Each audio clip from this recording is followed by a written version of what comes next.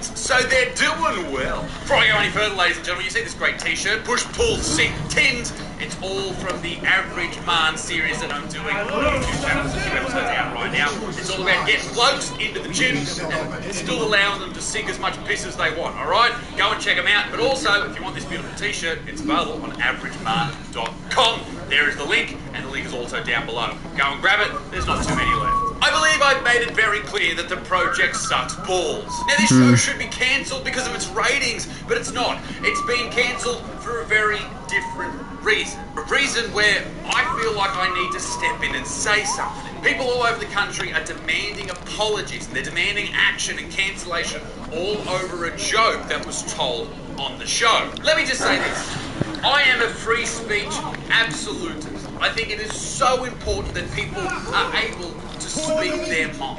Before anything else, that's number one, especially when it comes to comedy. The fact that some people say that some jokes aren't funny even though people laugh at them is hilarious, alright? Any joke can be funny. That's the end of it. End of the discussion. If you hear something that you don't like and you say that's not funny, well, if people are laughing, you're wrong. You should be able to joke about every person on this earth, regardless of the colour of their skin, their religion, or disability, anything. You should be able to joke about it. All that matters is that it's a joke. Is the intention there to make people laugh, not to hurt anyone. And if you have all that information on board and you still get offended, angry, and sad, then that's on you, bro.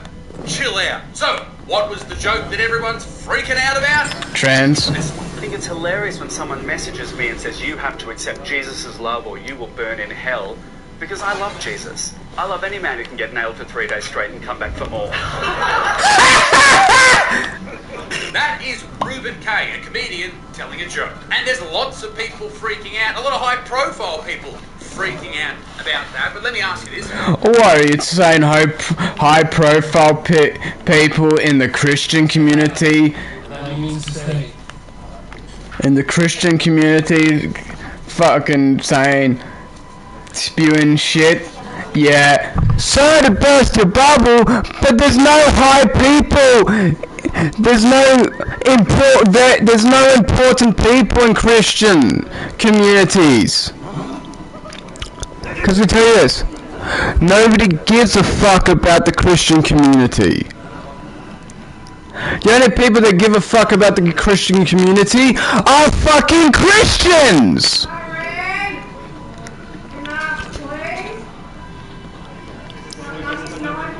Everybody else couldn't give 2 shits. They literally couldn't care less on what you think or say. They couldn't care less if they tried.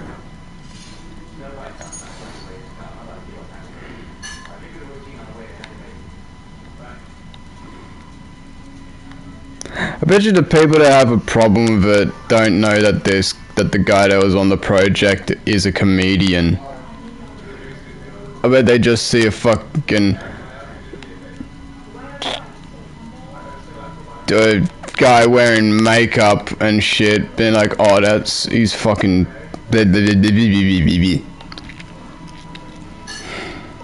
fucking shitheads.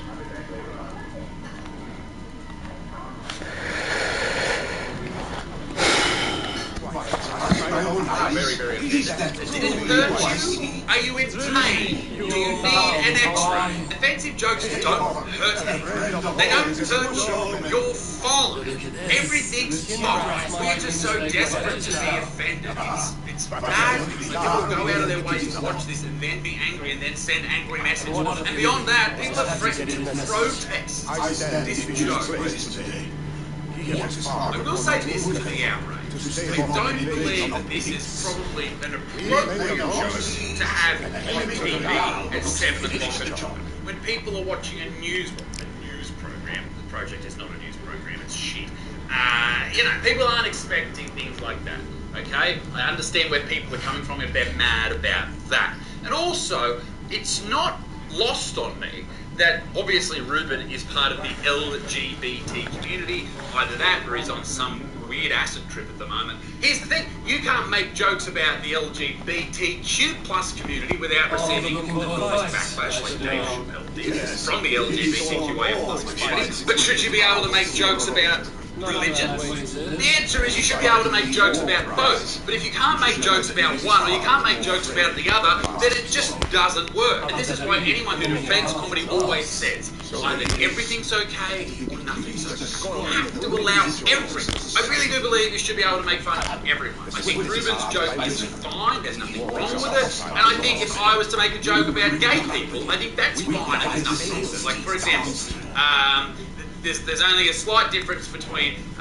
heterosexual couples in their marriage ceremony and gay people. It's not till death do we part in gay couples, it's till AIDS do we part. Pretty fucked up. The point of saying that is that I would be attacked by LGBTQ plus people because of saying that joke. But they were probably the ones that thought the Jesus joke was hilarious. Right? This is the hypocrisy of humour. People might say, if you're making jokes about gay people, trans people, you're punching down. This punching down shit is garbage. It's bullshit. Punch anywhere in comedy. The only thing that matters is that people laugh. If they're not laughing, then you're not doing it right. But if they are laughing, keep going. And if anyone tells you to stop, tell them to fuck off. Doesn't matter if it's sexist, if it's racist, if it's anything. What matters is intentions. If you're intending to make people laugh, then it doesn't matter. Racism's about hate. There's no hate in laughter. It's fucking mad. The cancel army came in thick and fast for old Ruben. And the project was forced to make a very swift apology, even though they all laughed at it. So obviously this apology means nothing. During an interview last night, our guest told a joke which we know was deeply and needlessly offensive to many of you. Oh, shut the fuck up. Offense and heard that caused our Muslim, but especially our Christian viewers, we wouldn't knowingly broadcast. Muslim? Bro, Muslims wouldn't have given a shit about it. They would have laughed their asses off. I remember when Billy and I were small children. We've gone many different wrong stories over the past fire. But I do not remember. Fucking no. It's only the Christian community that would give a shit about that. Muslims don't believe in Jesus. I suppose I was the age you are now. Skadi set us a harsh winter, and much of our clan was starving. To feed us, my family incurred a large work debt. My youth didn't be too proud to pay it off. I wanted to raid. Take the shore! Protect the convoy!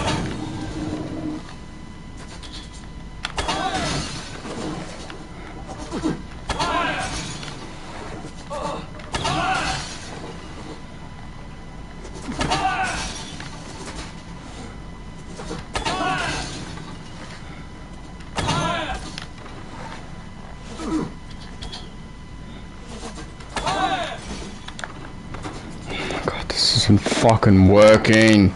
They're fucking shit.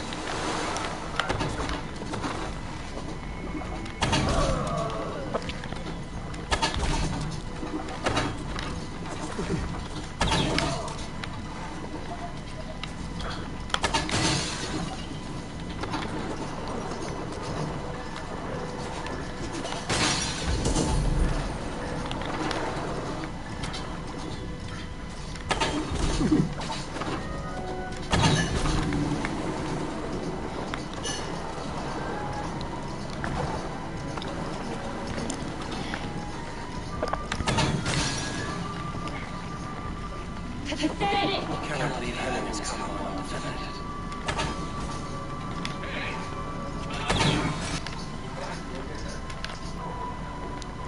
What the fuck? I killed you!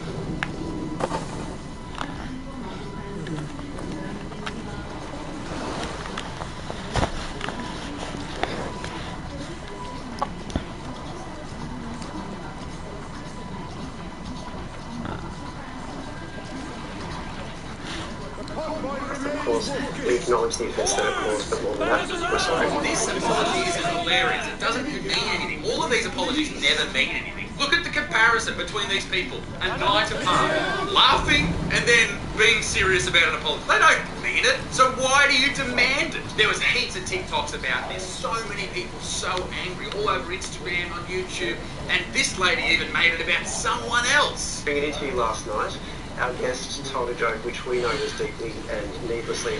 Imagine if major media news outlets in Australia, like The Project, put even 1% of the energy that they put into issuing that apology for Ruben K's joke into calling out homophobic, transphobic material. Just last month, the comedian Isaac Butterfield declared that he had been How is this about because me? the racist dog shit jokes that he uploaded to TikTok Racist dog were shit? taken down, and there were some people on Twitter that were calling him out for being. That lady, Catherine Allen, is also a comedian. She claims she's a comedian. She's at the Melbourne Comedy Festival, I think. Anyway, fuck off, Catherine. It just goes.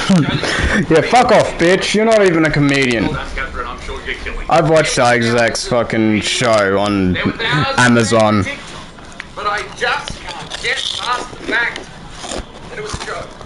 And I know it was early at night.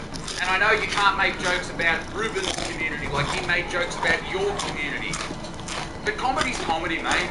And I will defend it. I have to defend it. That's the point of being a comedian. You should defend other comedians for doing the same thing. Fucking there's a note for you, Catherine. It is important to make everyone a worthy target when it comes to comedy. Because comedy should, and always has been, and should always be, uncancelable. Ladies and gentlemen, I hope you enjoyed the video. Be a good motherfucker. Peace in the Middle East. Meeting stinks. Go and get this t-shirt on averageman.com.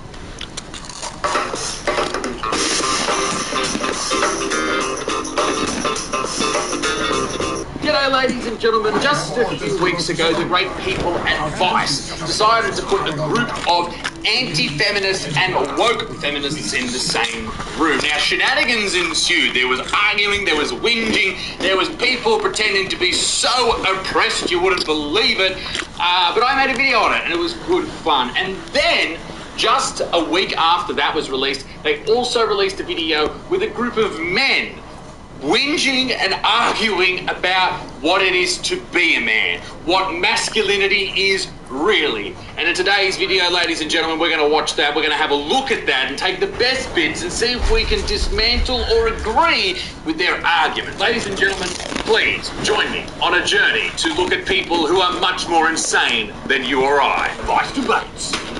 All right. How you guys doing? Vice invited male identifying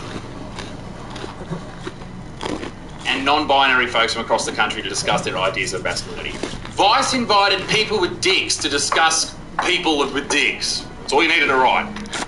My name's Krishna. Thank you all for being here and talking through masculinity, what it means to be a man, etc. We couldn't fit every man in the country into this room. Why not, Vice, you fucking bigots? To start, maybe we could just introduce each other to each other, and if you were to describe what it means to be a man, be masculine. My name's... Excuse me, that man is wearing a dress and stilettos. Yeah, that man fucking trans! You came. Welcome. Your son sent for me in your yard. One of the happier messages I've had in England. I wish I could expand on this happiness with good news. But we are in the center of a storm. And yet, my own heart sings quite soft at the sight of you.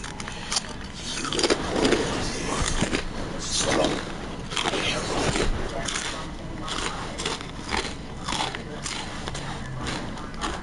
I was told you were ill. All these stories are bigger than the truth.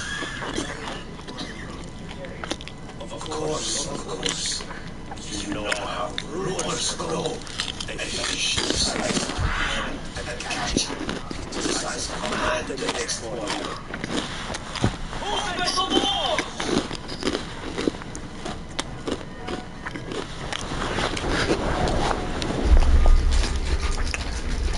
You must end this soon. Before the weather changes, all my clan will be here to contact no aid. Smell the flies from sweat. Even now, making your eyes for sorrow. Should any victims escape, it will all be ended by this time tomorrow.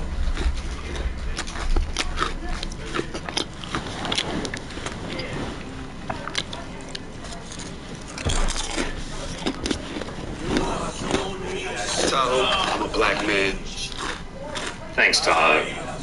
My name's Isaac. I'm a white man. Great to meet you, mate. Young, being a man, you had to be tough. You had to be hard. And now, to me, being a man is a lot different. Now, to me, being a man is knowing when to be soft. Knowing that you don't always have to run the charge. You can actually... I sort of don't understand the definitions of being a man. I think what it means to be a man in reality is having a dick between your legs, right? That's being an adult. But I think there are things that are associated with being a man that are inherently male. Now, it doesn't mean that females can't be brave and can't be tough, but for men, we've had to develop these attributes over millions of years just to survive. That is why we have, as a species, survived so long. Now, you could say that, no, that's incorrect. Lady hunter-gatherers, they fucking beat off the saber-toothed tigers and that type of beat-off, that's what I'm talking about. And then they stopped being so aggressive and we lived. You can say that if you want, but in reality, it's because men were tough. They were ready to lead the charge. They were ready to attack, kill or be killed. And that's why we have survived for such a long time. You look at masculinity, even over the last 100 years or so. Go back to World War II, go back to World War I. Those types of masculinity, although they may have led to the war, perhaps, they are the only reasons we got through those wars. World War II, for example, if you go to D-Day, running off the boats there onto the beaches of Normandy, I don't think if masculinity wasn't a reality, I don't think we would have done that. But that's just my thoughts. As a man, I'm non-binary. I still have elements of, my identity that are masculine, elements that are feminine, elements that don't fall within that range. And I personally just don't feel tied to like the norms or the confines of gender at all. You don't have to, mate. This is the whole thing with this gender debate and like how people spend all of their time trying so hard to be one thing or the other.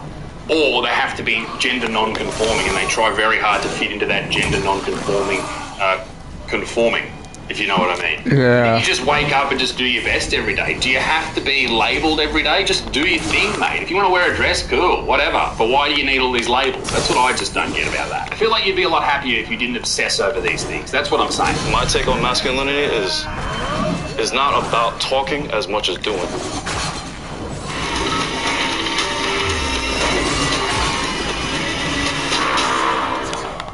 Take on masculinity is not about talking as much as doing. I think at its core, a man has to be efficient, competent, and be willing to do what it takes for themselves and their loved ones. I think this is the thing. It's not saying that women can't do these things. It's that men respect other men who do these things. Maybe that is the better way to identify or describe what someone is when they're masculine. They're doing these things that we as men see as beneficial things to do. And women may have the same feelings about being feminine. Fuck you. You might look at other women and say, oh, that's a very feminine thing to do. That's something I like and it's feminine. And I see that as a feminine trait. It's the same thing with masculine men. Maybe we look at other masculine men and go, yeah, I admire that, or maybe I'd change that. It's all to do with how we feel about ourselves and the relationship that we have with our gender. But of course, with these type of debates, you often hear people argue back, oh, what, women can't do that? Women won't do that? No, it's just how we feel as men, all right? No penis, no opinion. I was not always a good man. I was not always what you would call a healthy masculine man. And so... Fucking old mate straight out of Yellowstone here, Casey Barker. Identified 5 points that I think make a truly masculine man masculine. Okay. I think point number 1 is a man who walks with God. You lost me. You lost me, mate. Why is that masculine? Why is walking with God masculine? Point number 3, which is... And how the fuck can you walk with God? God doesn't have any... doesn't have a physical presence. A true man is a leader. And number 5, A masculine man is never a coward. I agree with all of those things. I agree with all of those things, except for the walking with God. Same. All of Fuck those that. things God are doesn't really exist. Important things if you want to be seen as a good. But if you want to believe in him, be my fucking guest. I ain't gonna stop you. Entire family. You want to be, if there's 4 people in your family, you want to be the 4th most valued. You want to be the 4th most important. Put everyone else in front of you. I think that's really important. I don't know where the walking with God Fuck your comes in, sword. but I guess that's just sort of his take on it. Andre. Hey, what's up? Yeah. Hey, what's up? My name's Andre, and I like to fuck women. Get out of bed. Wake up, you dickhead. My God, fucking Slash! My idea of a real man is, you know, someone that gets the job done, you know, and provides and all Fuck off. Who put this prick on the panel? This is terrible. all that. I don't even know what that means anymore, but yeah, I don't know. It's changing every. Jeez, thanks for the insight, dickhead. Moving on. Is there a crisis in masculinity? If so, like, what is that crisis? Is there a crisis in masculinity? I think yes and no. Maybe at the micro level, not really. Like, we just live our day-to-day lives. But at the macro level, maybe. A lot of men are feeling very lost in this world, particularly in a world where they're blamed for everything. You see anything, like even like Jacinda Ardern, the New Zealand Prime Minister, she resigned last week. Why? Because she was burnt out. Why was she burnt out? Because men were the problem. Because she's a mother and she has to do all the work at home, even though they didn't really ask her about her own home life. Maybe the dude does all the work, who knows? But men got the blame for that. If someone is sexually assaulted, who gets the blame? All men. If anything bad happens, men get the blame. And this is where people feel lost. They want to be men, they want to be masculine, but they also don't want to be attacked and targeted unfairly. That is where we're at. And for some people, that's a crisis. The be a man, boys don't cry, you know, this, that, and the other thing. And I think that's actually one of the reasons why we see it as a crisis, because we're actually trying to redefine what it means to be a man, and none of us have any idea. I don't think anyone has an idea. I think there's some values that you hold tightly, and I think some values were held by previous generations, and some will be held by generations in the future. And I think the best way to do that is take the best from everyone and put it together. And that is what you should aim for as a man. It doesn't mean this is what real men are. It's sort of a guide. If you're a young guy growing up, if you're in your mid-20s or mid-30s and you're like, I'm a bit lost, this is the guide for you to be a better version of yourself. You don't want to understand as a man the best way to be feminine or be a woman, because that's not you. You want to find out the best way to be a masculine version of yourself, because you're going to have all of these things that you have to face in your life, all of these problems, all these issues that usually only face men. And if you don't understand what it's like to be a good man, then you may struggle to do those. I think that historically, being a man was rooted in patriarchy and misogyny. And now we realize how harmful that has been over the years. And so we don't really know how to define where we're supposed to be. I mean, he's not absolutely wrong. Let's think back to our grandfathers and great-grandfathers, maybe even the generation before that. Women were treated absolutely terrible, poorly, disgusting. And thankfully, it's not like that today at all. It's no longer the norm to just scream at your wife or hit your wife, and thank fuck for that. We are past that. There's no shouting at your wife to stay in the kitchen and you must do this, you must do that, you're the woman. Well, in most parts of the world, shout out to the Taliban, you pricks. You know, I was what you would call a toxic masculine male growing up. And I had good men that sewed into me. You know, they gave me good advice, but I never found manhood or never understood my place as a man until one day I humbled myself and I gave my life to the Lord Jesus Christ. God, shut the fuck up. But I think when he refers to toxic masculinity, he was talking about younger men. And I think when you start to look at younger people in general, male or female or non-binary, they do dumb things. They do shit things. Usually they're not as good as the people that they will become. And maybe it's not a toxic masculinity trait or a toxic femininity trait, it's just a trait of being a dead shit. But of course there's always those ones who never grow up and they continue to act like that, and that is probably why men get a bad rap. And some women get a bad rap too. Can you define toxic masculinity? Like, I would say toxic masculinity is like what he was just saying, where you're using that leadership role or that aggressive nature in a harmful way to harm other people, to get your way. I agree somewhat. But is that toxic masculinity, or is that just you being a toxic piece of shit? If you're an angry, violent, shitty person, does your gender even matter? You're just a bad egg, mate. I think everybody sort of has a different definition of toxic masculinity. I don't find masculinity toxic in and of itself, but I do believe in bad men, and bad men exist. Completely agree. This is what this all boils down to. This narrative that men are evil, inherently evil. It affects young boys, it affects young men, older men, all men. And the media, both social media and the mainstream media, they refuse to accept that this is their narrative. They refuse to accept that this is what they're pushing forward. And they refuse to accept that, no, it's not men, it's not women, it's just that bad people exist. Because I think a lot of what we think of masculinity is tied into patriarchy, right? Which is to say, like, for the longest period of human history, like, men dominated women and got the lion's share of stuff. No doubt, that's something we've seen through recent history and even ancient history. But masculinity led us through 2 world wars. And sure, maybe some of those conflicts were caused by toxically masculine people. But do you think if Hitler was born female, maybe she wouldn't have gone after the Jews and tried to exterminate them? Probably not. Female Hitler probably just would have talked shit about them behind their back until they developed emotional distress. Point being, some of the byproducts of masculinity, which may even be toxic, are by and large disappearing. And that's a great thing. But is that because we are calling it out, or we are just evolving as people? Maybe we are better people than our fathers and our grandfathers. However, in the same vein, we're not just losing toxic things, we're also losing positive things as well. The background of this is that we are saying that gender is this like real thing that has real ideas and implications. And gender's a real thing. That's ridiculous. That's insane. Well, I think that it kind of becomes like irrelevant whether or not we attribute like having like a good ethical compass to being like masculine. Attributing that to like the gender constructs which we have made up, which are like somewhat pointless, like kind of just feed into needless roles that uphold the patriarchy without even knowing it.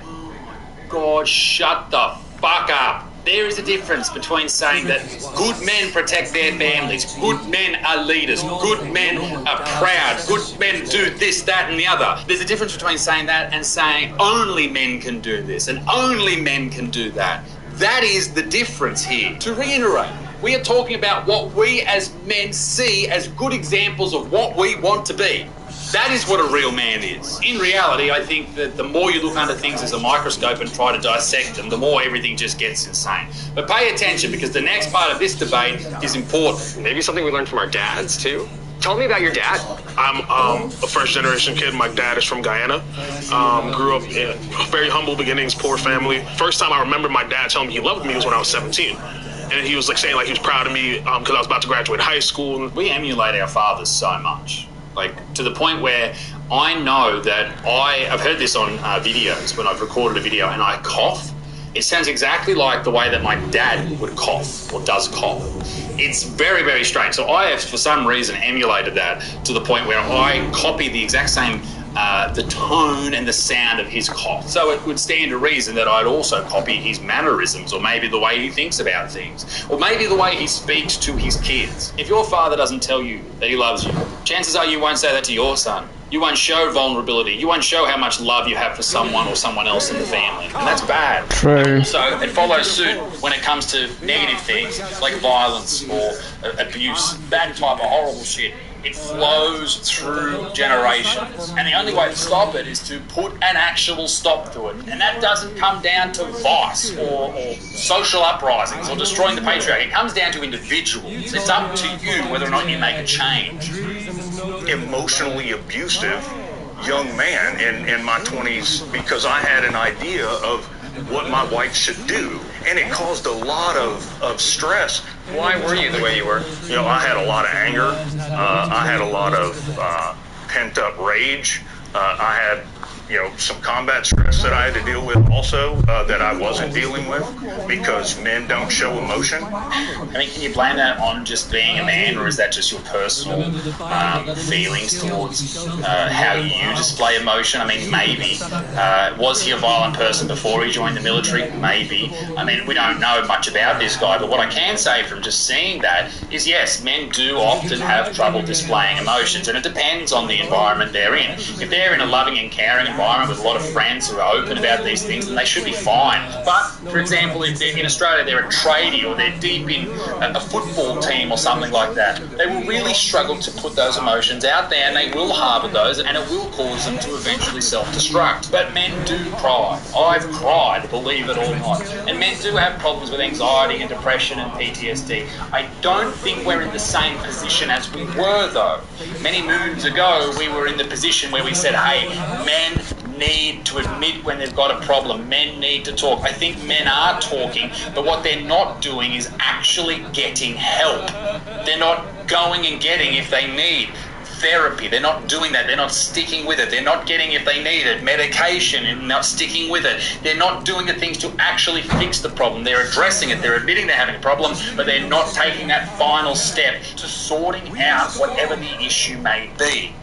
We're talking about it. We know men cry, but men don't fix the issues. And I know a lot of people are like, medication, why would you bring that up? Listen, taking medication for anxiety, depression, PTSD is better than being dead. So you may think don't take medication, and you may well be right, but it's better than being dead. Constructed this entire society to benefit us. Break it down, like what privileges exactly? Like we talk about the wage gap. Come on, bruz.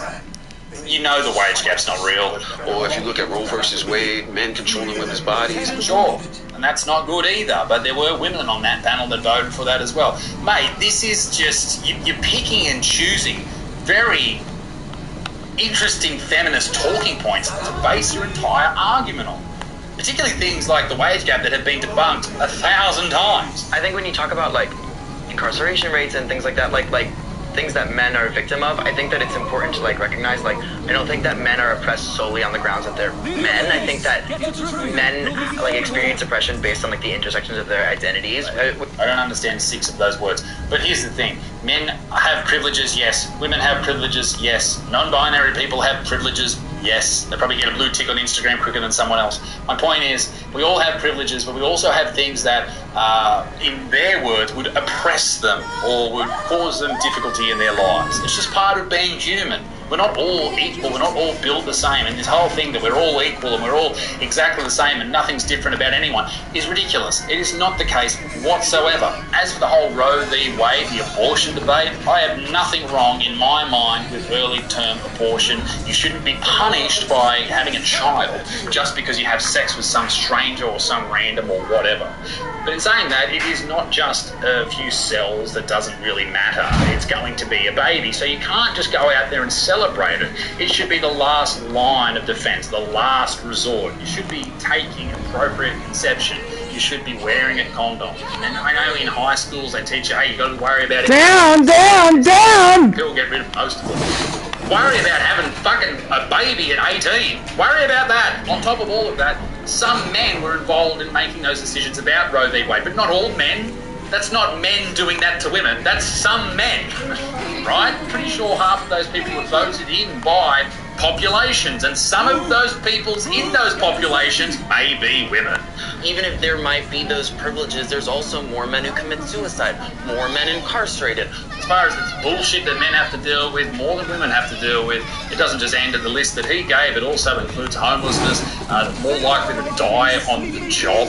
They don't live as long. Homelessness, more dangerous jobs, just real shit experiences. So yes, there are some privileges with being a man, but there are also some that are definitely not a privilege. I'm like, what do you want? They got like a checkbox, like, are you gonna pick me up? Are you gonna walk on the outside of the sidewalk? Are you gonna open the door? Are you gonna pull out the seat? Are you gonna pay for the meal? Are you gonna be interesting during the dinner? Are you gonna be funny during the dinner? And then when you walk home, are you gonna drop me off? Are you gonna watch me walk inside? And then are you just be a fucking good bloke? That's all you need to do, mate. There are some of those things that you definitely must do on a date. If you're a young guy listening to this or an older guy and you're going on a date tonight or tomorrow or whatever, be funny, be Nice! How hard is that? Be a good person. Walk closer to the road so you can push them out of the way if there's a car oncoming or they're going to get splashed with mud from a fucking horse and cart. It's a protection thing, right? And some feminists may disagree, but those protection mechanisms put in place by society, a lot of women like. I think you just need to be a good person and eventually you will arrive at your person. But if you don't love yourself, if you don't look after yourself, if you're not a good person,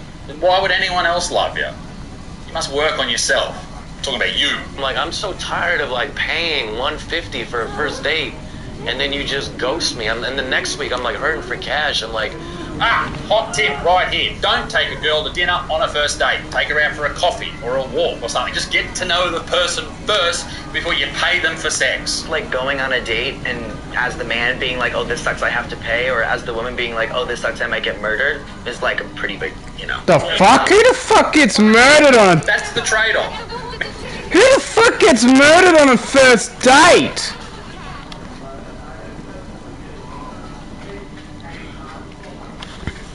Men have to go on a date and then they have to pay because that's what men have to do. But women have to go on the date and what they're paying is this risk that they might be murdered by this man. Alright, I guess. That's fucking stupid analogy right there.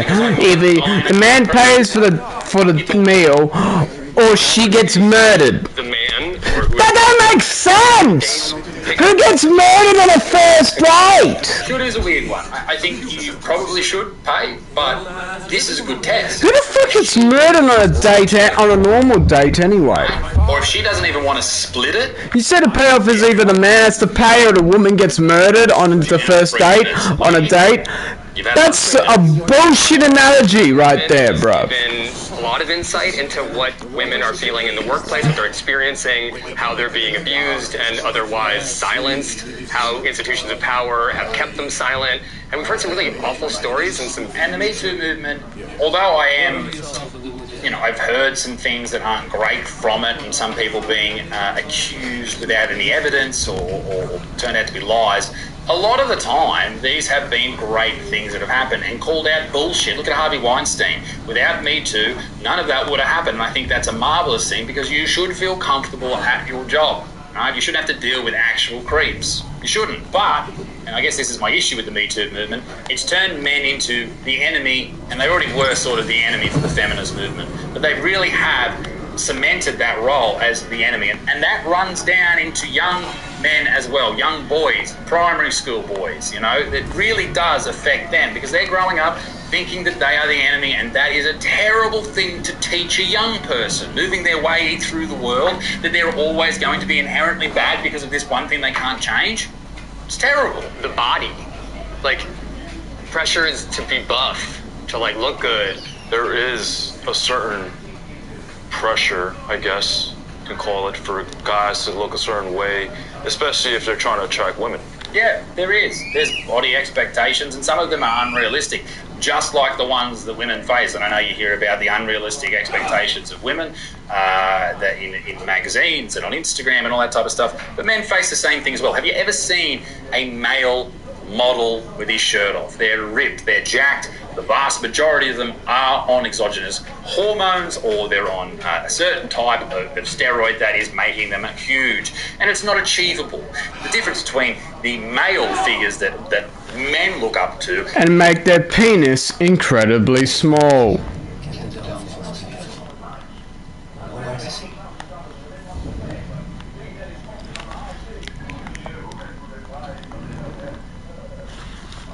Don't take steroids, kids, because they'll make your pee-pee small. They'll make your pee-pee go from 7 inches to 1 inch, or 3.4.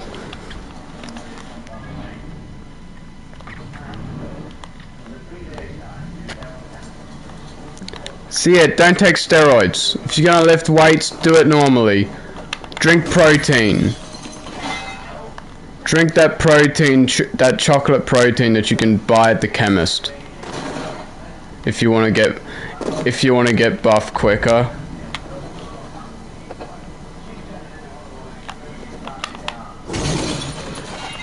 Drink the protein shakes and all of that.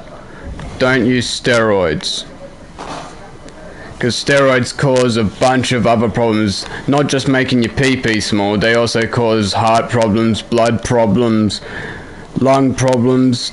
Later on you can end up having a cardiac arrest. You found my secret orb. I would be dead to not heard you singing.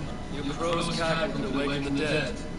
And the female ones is a lot of the female ones just have been like dieting really hard, right, and training quite hard to get a big booty or whatever, right.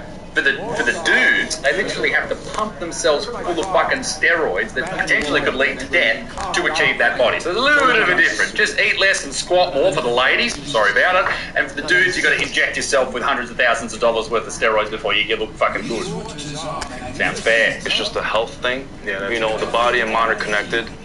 If someone is strong, they're probably going to look strong, and they're probably going to feel strong.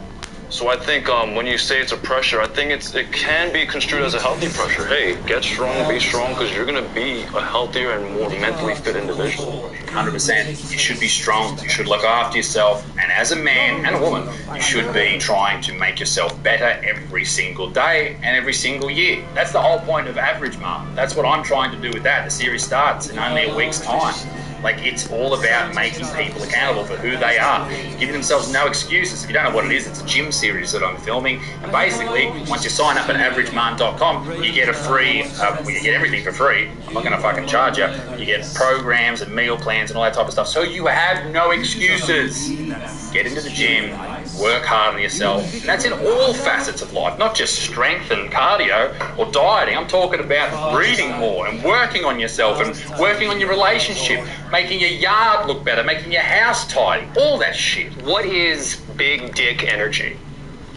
People have told me I have BDE. Okay, let me just say this. If you have to tell someone you have big dick energy, you fucking don't. BDE is like just a confident man. I don't think it's an arrogant man. I don't find arrogance to be big dick energy. I find it to be insecure. If you're arrogant, you're trying to I think if you have to tell people you got big dick energy, that's where the arrogance comes in. But maybe there's a difference. But if you really want to be a confident man, you don't have to have big dick energy, right? You don't have to say that you have big dick energy. It will ooze out of you. Your big dick will ooze, ladies and gentlemen. I've met some pretty powerful people, from politicians to billionaires, and I tell you this, every single one of them that I've met have been nice, genuine people, and they haven't tried to outdo anyone else in the room because they know they're better than everyone else in the fucking room. They stand up straight, they look you in the eye, they shake your hand with a firm handshake, and they are nice people. And honestly, I don't think that is big dick energy. I think that's just being a good bloke.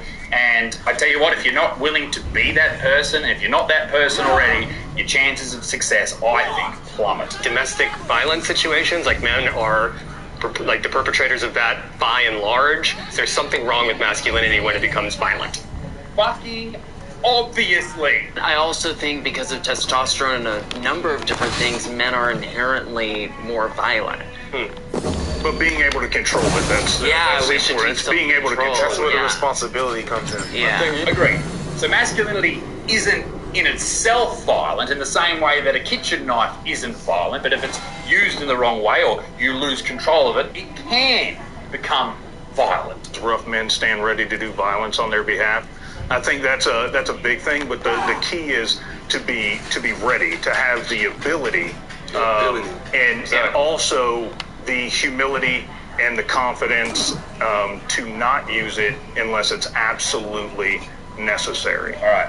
Me, as a husband, as a man, and almost a father, I am willing 24/7 to go toe-to-toe with a killer to protect my wife, my child, my dogs. Same. I do the exact same. To be willing to do that, willing to die for the ones that you love, but also you don't have to go around shouting from the buildings how fucking cool and how tough you are. That's not the same thing. Humble, but also willing to do the things that you'd never want to do. And basically, ladies and gentlemen, that is a wrap on that conversation. I'm really interested to know your thoughts. Do you think they were spot on? Is there any questions you would have liked to have seen in the interview? And let me know in the comment section as well what you want to see Vice do next. I'd like to see a fat-phobic versus fat people episode. I think that would be very, very interesting. Ladies and gentlemen, if you enjoyed the video, make sure you do something. I don't know, like it, share it, stick it up your ass, whatever. Be a good motherfucker. Peace in the Middle East. Me dick stinks. Toodle-wah-wah.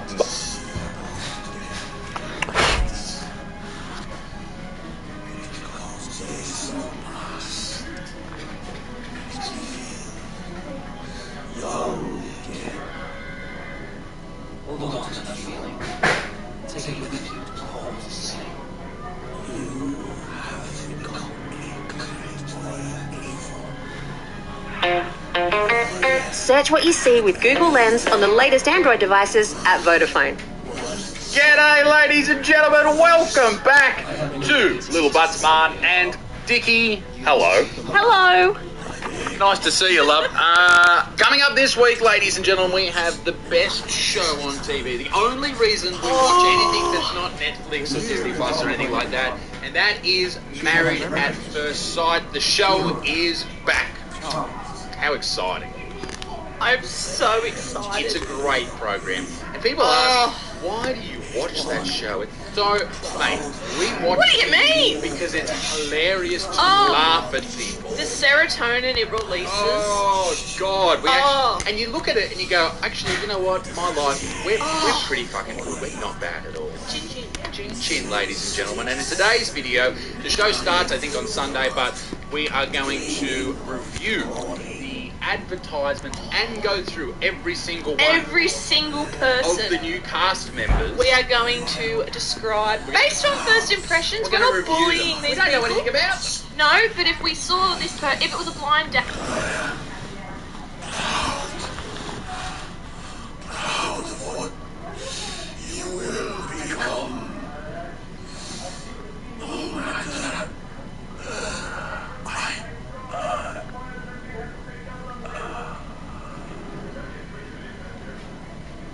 Father. Really?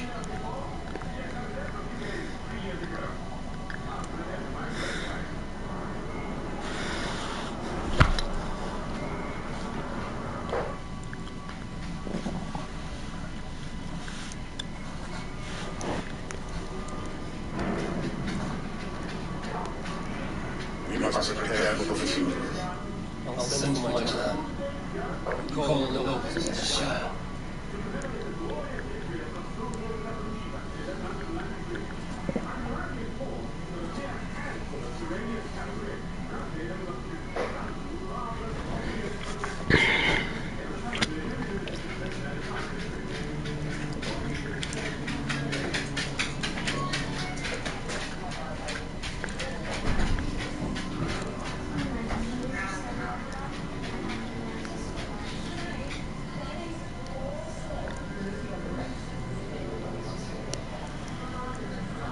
Nobles have begun to arrive.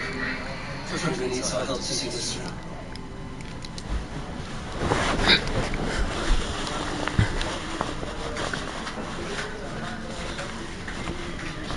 We will be at the funeral pyre, overlooking the village.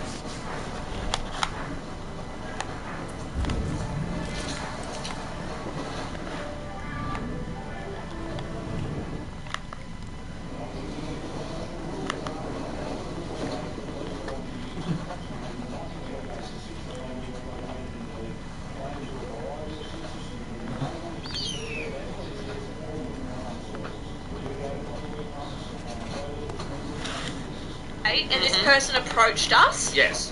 What would we feel and think? And we're not holding back. Well, I won't be anyway. And as I get up to fix the camera, because it does look like we're in a bit of a skew in. It does too. I'll fix that. Let's start the video with the ad that they put out a few months ago, all about Married at First I'm Sight. too excited. Oh my god, that show sucks. Okay, she's alone. There's probably a reason for that. Ooh, bit of lip filler and a big forehead. I like it. Wow. Oh, look at this. Oh, he fucks. Look at him. Fucks, alright. Chicks grab onto those big ears and just ride him. Oh my god, he's about to go into. Oh, he's the personal trainer. Look at this bitch on a swing. Get up and do something. Oh, that must hurt. no, how's the fucking ear? Ooh. The phenomenon. What an ugly bitch. Look how much money they spend on this fucking show. Well, they get it for free because the wedding companies. Oh my god, He's hello! not even fucking on it. Really? Yes. Is he just an actor? I think these two are just actors. They're not even on it. Unless they're intruders. I think he's gay. And she, there's anything wrong with him. my father's gay. Oh my god. Oh no, they're colourful. Are they saying there's something wrong with being black? Is that what they're saying? They're not on the show. Oh my, no, of course they're not. They're actors. Oh my god, look at it, that colour. Is there something wrong with being grey? Are you greyest? Okay, so yeah, maths is starting. Let's go through. I missed John Aiken. Oh, the judge, John Aiken. My wet dream. Whoa. Put up a photo of John Aiken. John Aiken. I don't know if that's anyone's. What an ugly What about the fuck. chick with the big legs? What's her name? So, we made a discovery when we were watching the last season. The lady, is she Latina? Yes, she is. She talks about it a lot. She's Latina. She's Latinx. She's an attractive lady. Oh, she's attractive, alright. She's quite thick. Nothing to feel. She's a curvy, attractive She's lady. curvy, alright. But we She's noticed curvy. when. Is it too offensive to talk about? She's got a huge, big sausage Her leg. legs are fucking massive for her body. No hate, but have a look next time you see it and you just go. Talking about no hate, let's have a look at the female contestants on the show. Meet our extraordinary bride. Starting up, we have Alyssa, 35 years old, an executive assistant. Claire? Alyssa, 35, good looking, somewhat naturally pretty, but pretty. I like her dress. Pretty fucking hot. Yes. Lovely teeth. And she doesn't look... She does have a bit of a schnoz, unfortunately. Let's just have a look at that. I'll zoom in on the schnoz. I can't zoom in, but Gabe will be able to zoom right in. Her makeup's nice. She does. She looks quite nice. She looks like... She doesn't look like a bitch at all. She looks like a bit of a stepmom. She's got... You'd love that. She looks like she has an approachable face. That's nice. Approach it with what? Oh. Your dick. What's going on with me in this episode? I like Alyssa. She looks very pretty. Oh, we got Caitlin. 27? 27, Caitlin. She's a makeup artist. Good grief. She needs a bit of... Who the fuck did her makeup? She looks shit. Claire, you're 27, aren't you? Yes. I think you two look pretty similar in age. Fuck no, Claire looks better. And Claire ain't wearing fucking makeup.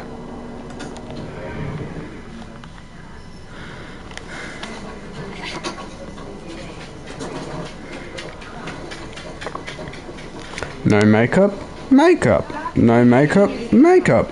Beautiful without makeup, needs makeup to be beautiful. And still looks fucking shit.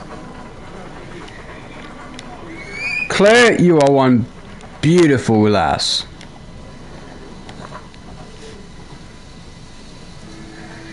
Claire Butterfield, you are one beautiful lass.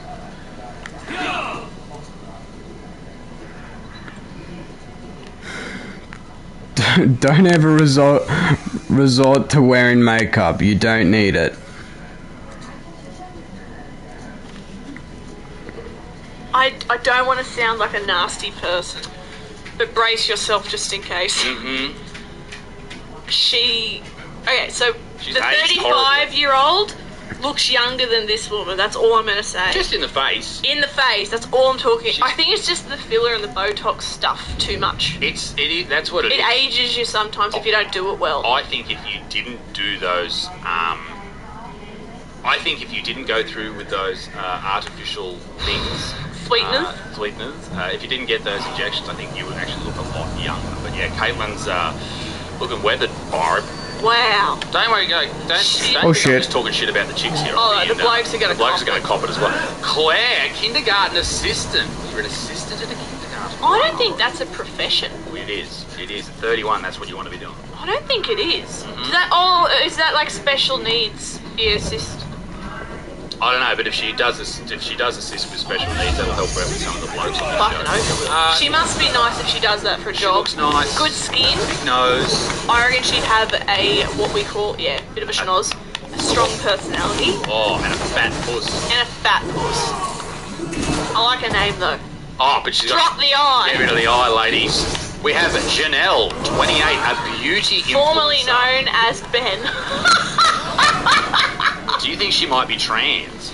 No hate, but I think she looks It's a bit fine like if a she bloke. is trans. Nothing wrong with it, but I feel like they're probably due for a trans person on the show. Yeah, why are there no trans people? When I first saw this, I did think that she was trans. I'm gonna... Because they're transphobic. We all noticed that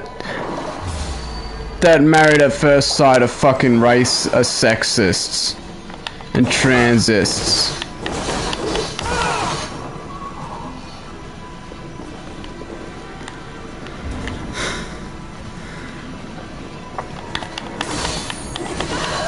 It's just men marrying women on the show. Like, where's the men, huh? Where's the fucking man marrying a man? What are you fucking gayists? I was like, oh right, oh wait, you are, cause fuck Married at First Sight. They're all a bunch of fucking pigs. The producers and the fucking doctors. They're not even actual fucking doctors. They're fucking fakers. They're lying pigs. If you asked them anything about medicine, they wouldn't know shit. They'd be like,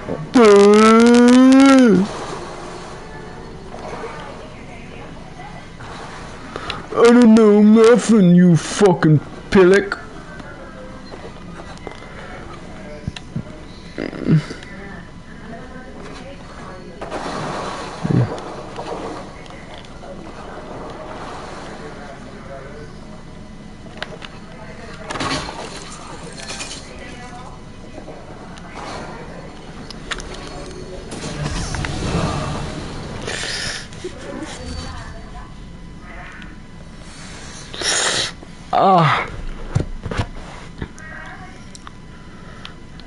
You fucking pinhead. Who the fuck is a pinhead? Your mum? Your mum?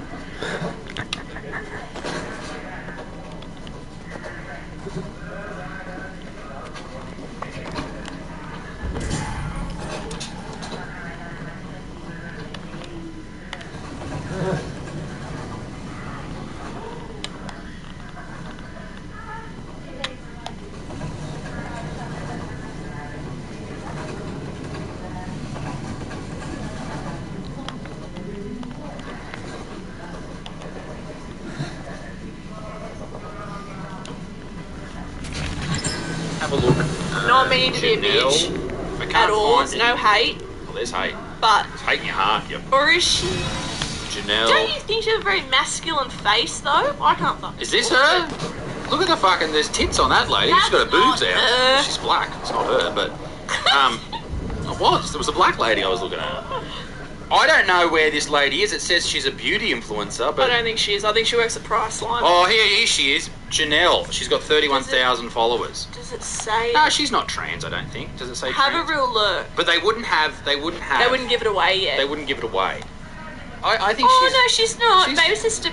it's a bad photo. It's a bad photo. It's a masculine photo. It is. It's like the dress and everything. They could have made her look lovely. She looks. Okay, guys, she looks a lot nicer on her Instagram. Not that there's anything wrong with that. No. My father's trans. Oh, there's that one. Anyway, moving onwards. We're banned. I know, it's fucking hot in here. I need to put the air conditioner on. We have...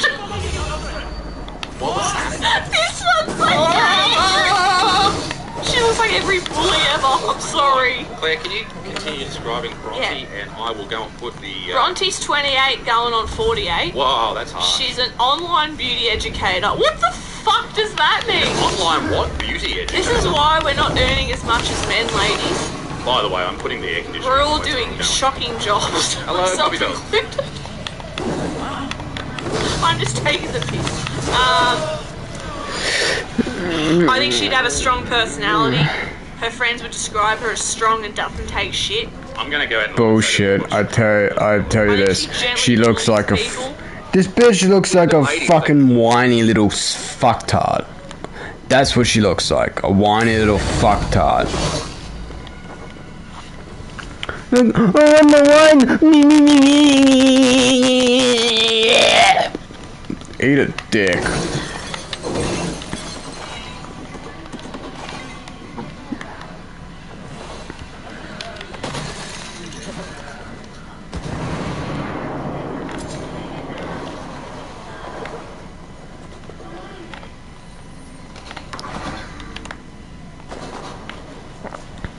Like, this bitch looks like the type, this chick looks like the type of guy, type of chick where where you'd fuck her once and then leave her in the dust.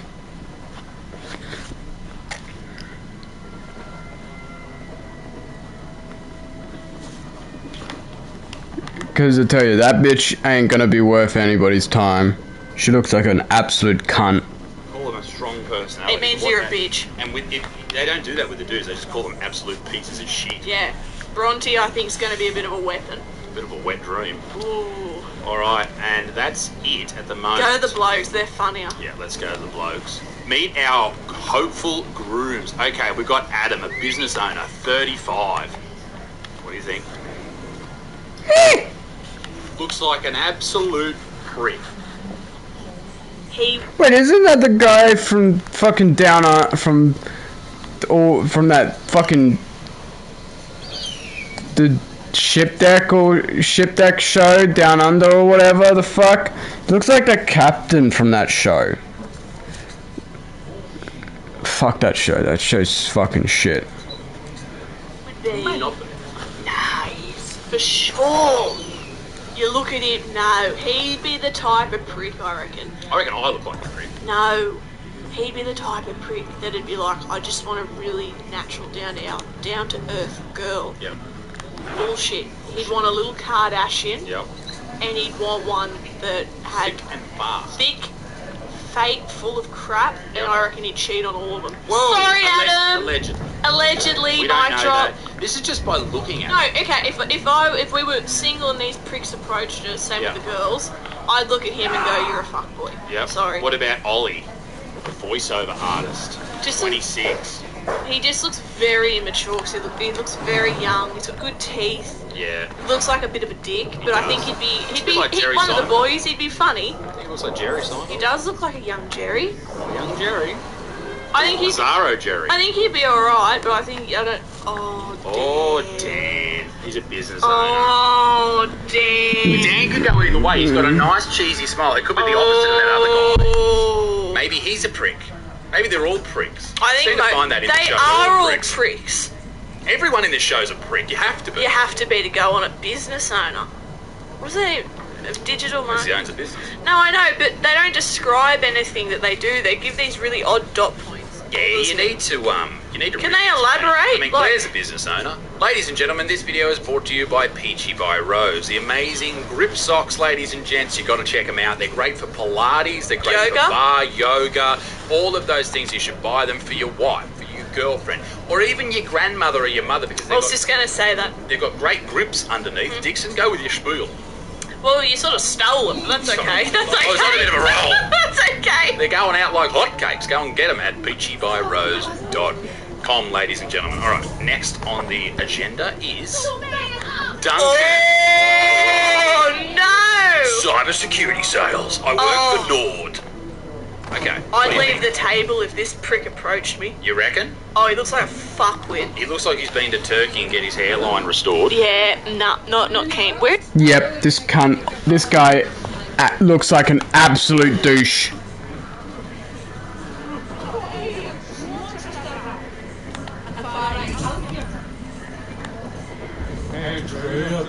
Looks like an absolute douche.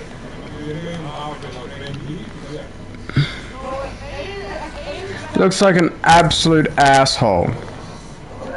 Like the kind of guy that's like, I'ma fuck your bitch and then leave her.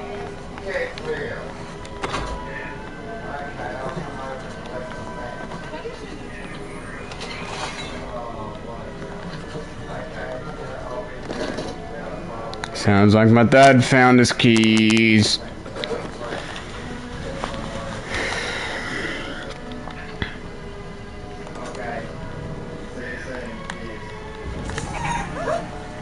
Found your keys, eh?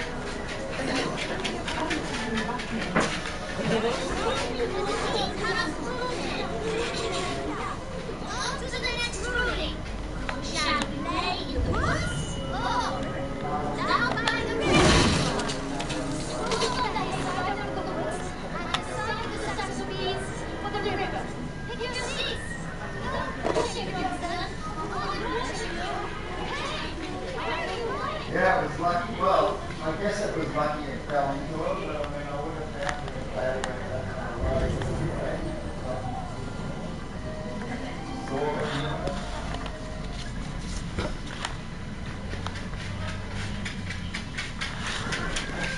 What's his ear holes? He doesn't have any.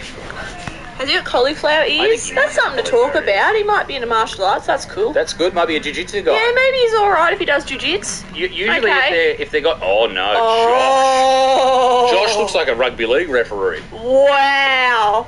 Oh, Jesus, dude. Oh, boring dud root tea drinker. He'll get paired up with that 35-year-old, the hot bird. Of course they fucking will. And then they won't like each It was a other. bug. They always do that. They just go, you're similar in age, and they put them together as if she would like him. She won't. That's the problem. Oh, I can't wait for this show to start. Oh, and Sandy. Why is she in with the blokes? I'm not sure why. Sandy is a dental hygienist. Oh, we didn't review Sandy. The guys. That's Oh, she's a great okay, skin. yeah. Dental hygienist. I wouldn't want her to blow a nose near. I think blood come out.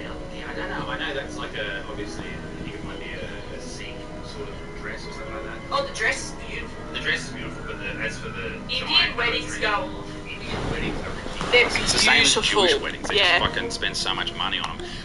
Yeah, Sandy, don't know much about her. She's a dental hygienist, which means... Quite attractive. She's, yeah, she is. Tell you what. Which basically means bugger all. She does have a wind chime on her arm. Well said. And I think that's... You'd hear it. Oh, we got Melissa. Hang on. Why'd they put the older girls in with the blokes? We got Melissa. Melissa looks nice. Melissa does look She's got nice. She's gonna be marrying a woman this time on this show, but oh, too bad. We ain't gonna show that episode, cause we're all a bunch of fucking homophobes on Married at First Sight. Woo!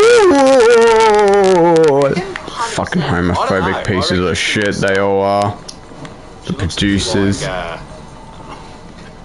She's a bit of Ellen a... Page, when she was a Ellen woman. Page, when she was a woman. Yeah.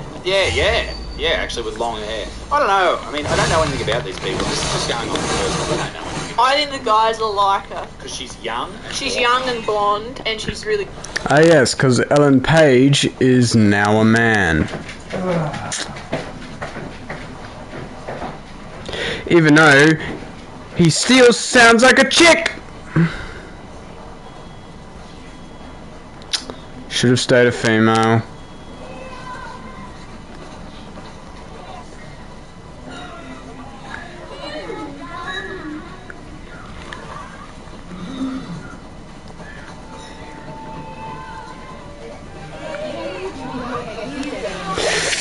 Ellen Page, you should have stayed a girl. Reason, your name Ellen is a female name. if you're gonna become a male, change your name to Greg. Greg Page, that has a good ring to it. Both have E and G.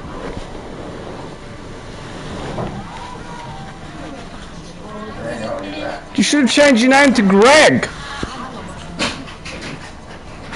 Hello everybody, I'm Greg. But you sound like a female. Yet look like a female, yet you have a dick.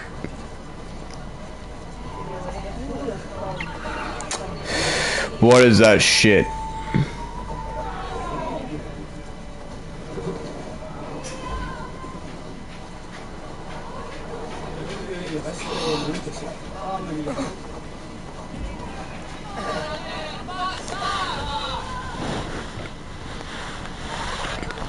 I get Ellen Page changing from. I get Ellen Page, like, I understand why she would become a he. Like, yeah, she's trans. Oh well, she felt that she was in the wrong body, even though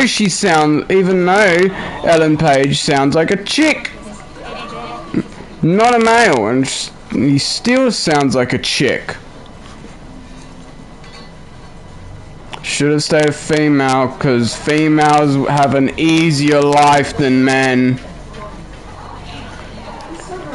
Ellen Page is just screwing herself over. And yes, I'm going to continue to call Ellen Page a her. Because I'm pretty sure it's only been... Because I'm pretty sure she changed her gender to be a male like 2 years ago, maybe 3 or 4 years ago. Yet... she's like, what, 30-something now? So that means she's been a male for like 25 years of her life. I mean, she's been a female for 25 years of her life. So yeah, I'm gonna continue calling her a her. Because she still sounds like a female, and she still looks like a female. Yet she has male body parts. I think. I don't know. I just know that she turned herself into a male.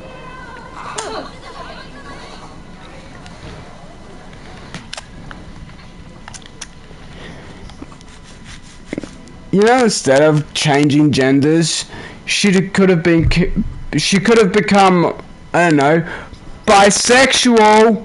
That way she could both fuck men and women.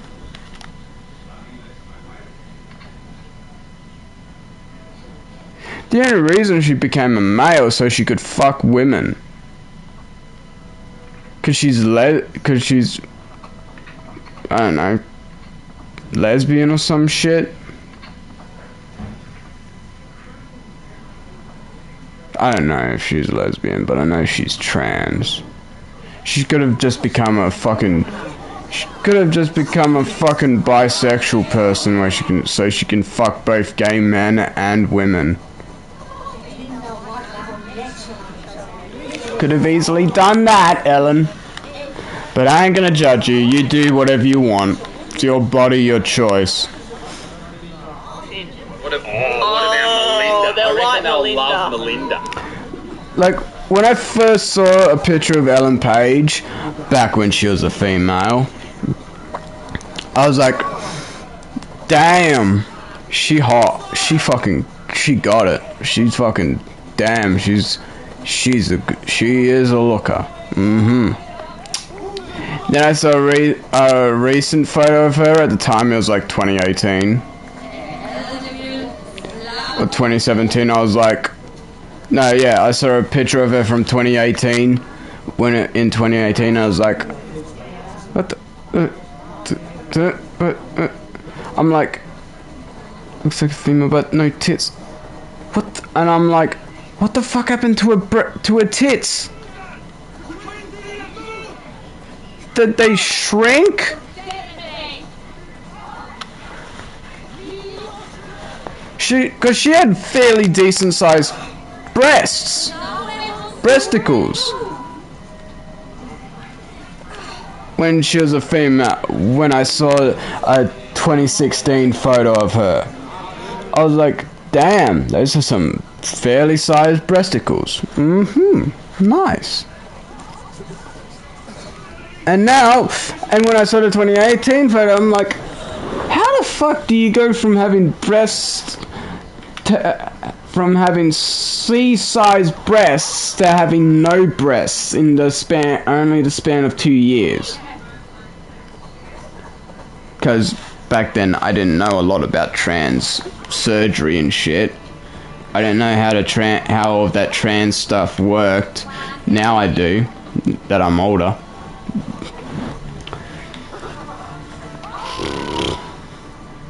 That I'm 4 years older anyway. Because I've watched a lot more YouTube videos on trans people and trans people getting a bad rap and shit like that, and feminism and whatever. So yeah. Yeah, I was extremely confused at that time. Because it was 2018 when she got when she got her gender changed. And I was extremely confused, like, why? Why would you get a sex change, gender change surgery when you could have just become a bisexual person? Because that way you could fuck both genders and not have to change your own gender. You could get off from fucking both genders if you want to.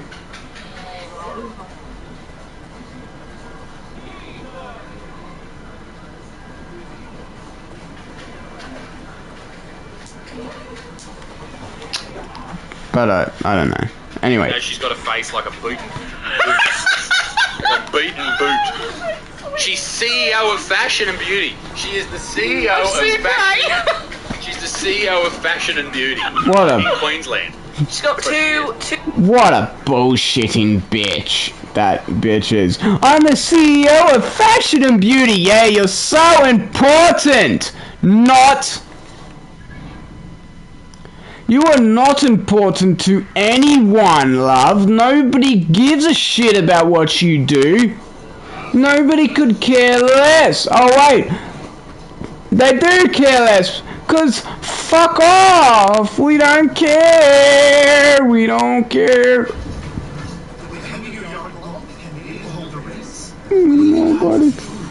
Nobody cares. Yeah. Cares.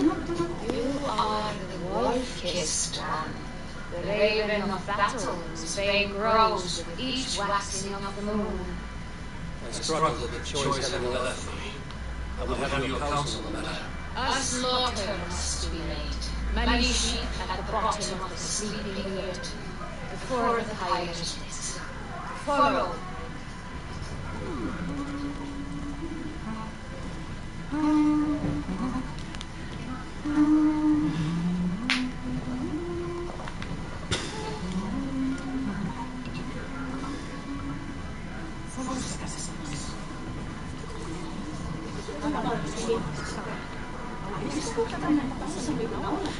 Some important assets at the front. She's got 2 kids, 2 tits, and 1 eyebrow.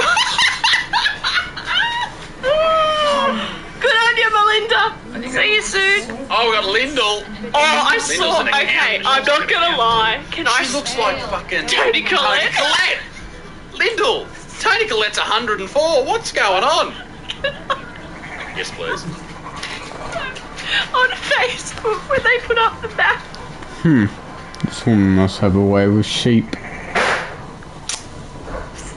Yeah. This poor woman in the photo came up and she got hammered all these people saying she was like Toni Collette. She does look like Toni Collette. Toni Collette's a good looking lady. A great burden. Allegedly?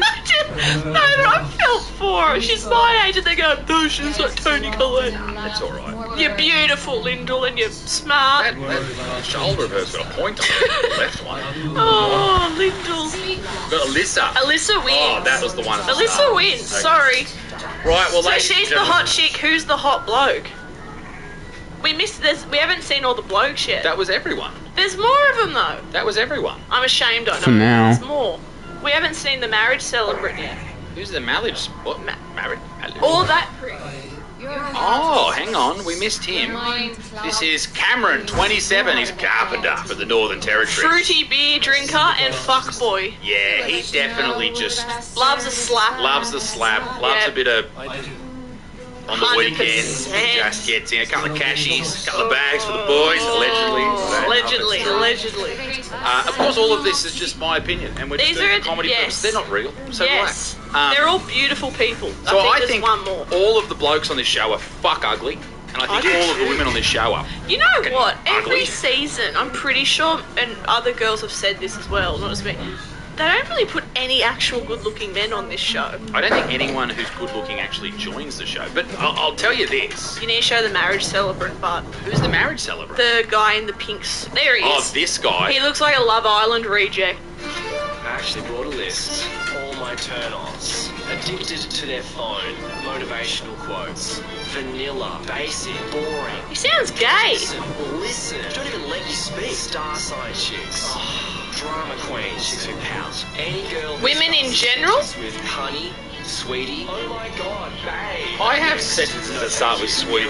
He just went like this. He sounds like a wanker. I don't He's like got a top him. knot in 2023. He's wearing a pink suit. I don't know where love has been hiding all these years. Fucking nowhere near you, you dickhead. And I don't know what more I can do to make my life any easier. God, Can I get a tissue? Can I get a tissue? Can I?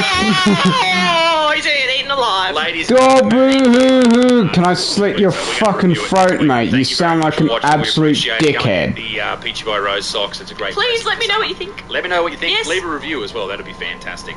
We'll see you next week. Sounds like an absolute wanker. I want to slit his throat so fucking bad.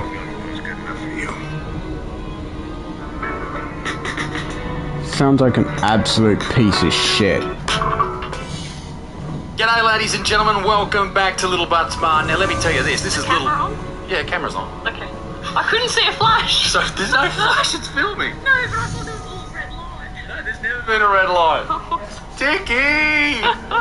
What's wrong? I'm tired. It's been a big weekend. We've been on the road, ladies and gentlemen, and thank you everybody who's come out and seen Everybody. this week. Claire. What about you? Everyone's a bunny. Photo at the airport with a dude, and he didn't even look at me. Like, I didn't exist in the world. He just walked over, little Dickie, I'm such a massive fan. I'm standing there going, hey, yeah, I bet you're a fan of Buddy Butterfield more. Buddy Butterfield, what a Butterfield.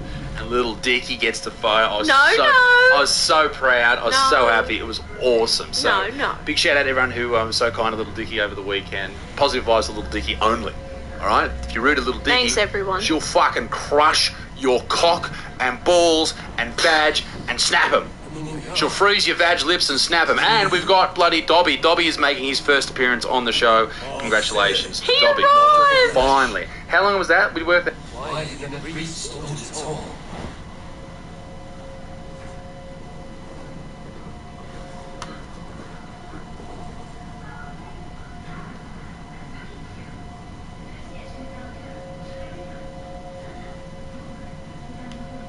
I will in time. As the flames of my higher burn, I will ride the path to the all-father's home of champions. I am grateful to see you once more, young. I struck with the task you set before me. To choose your heir is not an easy thing. One man is beloved, does not want the task. The other man is fit for the task, but is not a favorite. I could not give you any more counsel in life, faithful. So too in death am I rendered silent. Forget wise counsel and rational arguments. What does your heart tell you? My heart is stopped. It says nothing. This should not be my decision. The choice is always yours. You were their chief. As Sigurd is your chief. But that does not quench your appetite for glory as you coveted his place on the high seat of your clan. I did not seek to replace Sigurd. Fate weaved our futures long ago. We are only following its pattern. Yet you see it coming. You welcome it. Shall I renounce my fate then? Abandon the path, glory I walk? No. or to die in defense of it.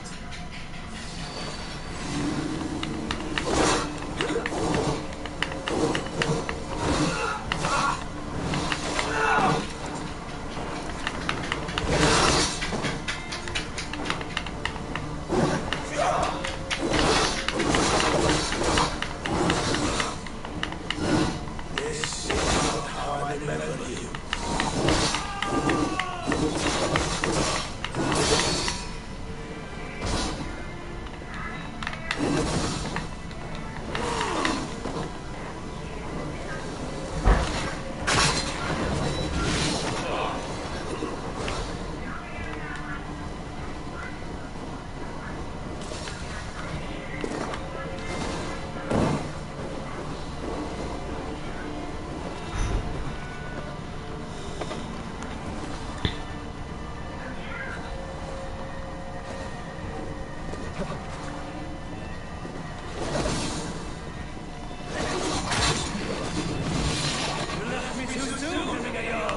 Your shadow's fate is uncertain.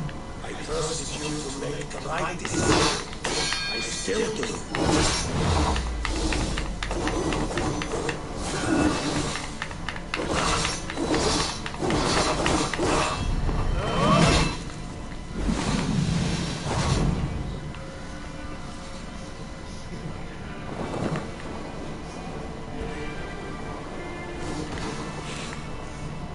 Oh my god, come on!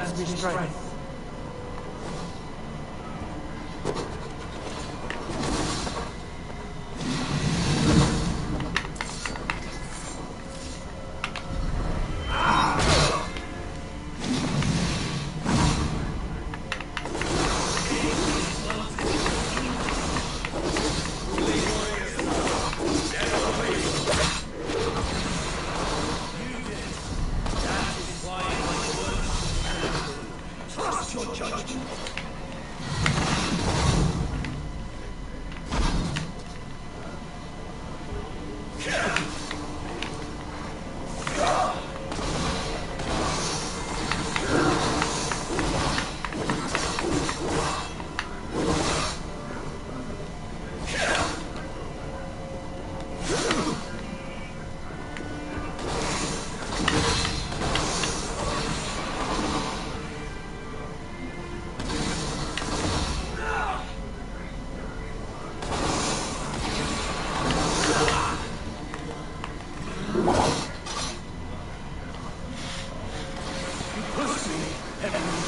I never intended this. I'm not a savior. You have given me the great black death he sought in life. You old fox. Was that the point of riding me up?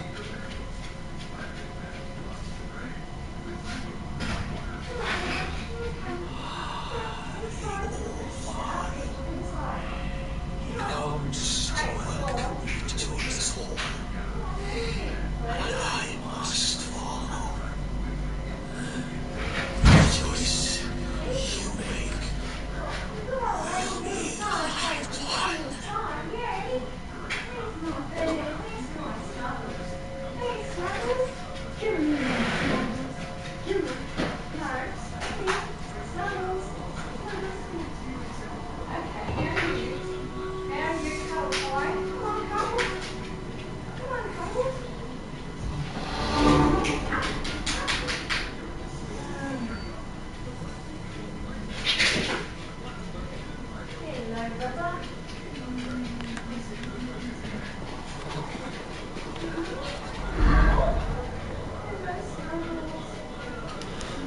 About 8 months. 8 months. Fucking ridiculous. Right, ladies and gentlemen, if you hear some banging in the background, we've got some tradies here working on the podcast studio. But today we are reviewing the greatest show on television. Claire, how would you describe this program to someone who doesn't know anything about it?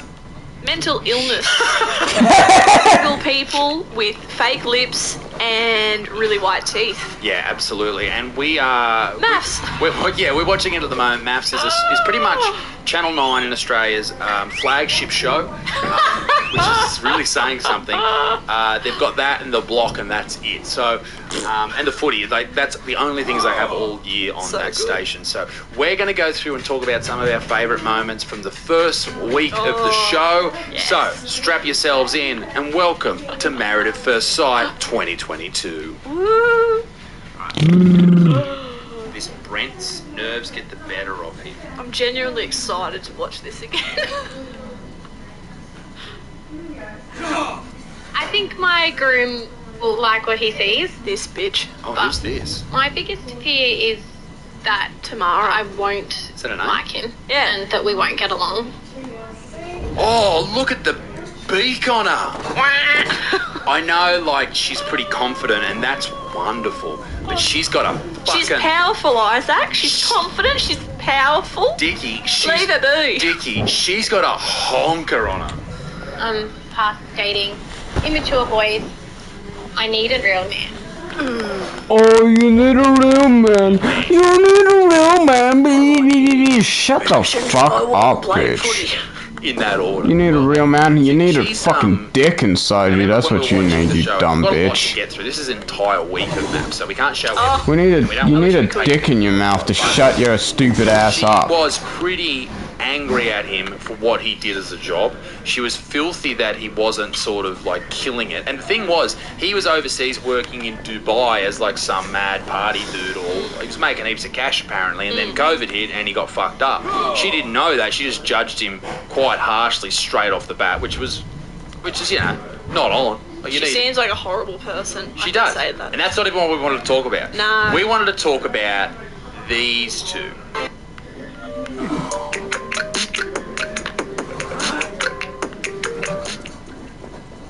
And that's not even what we wanted to talk about. No. We wanted to talk about these two. There we go. In Berry, Celine and Anthony are struggling to find a connection. Oh, yep, So they're doing the whole Ghost thing, right? The pottery scene from Ghost. I think that's the movie with Patrick Swayze. I haven't seen that. So it's, you know, when they're making like the venal sex and stuff, and they're making Very them sensual. sensual playing. I've seen that movie. I felt that when I was in primary school, making clay people. Anyway, these guys are having a terrible date, and then Anthony. He doesn't look too bad. He's having an alright time. But this is the thing. They expect like it's gonna. I don't know what they expect's gonna happen. But He anyway, didn't buy me a Lamborghini, so he's a piece of shit. what happens next is like weird that she gets angry about it. I don't get it. Oh, insane.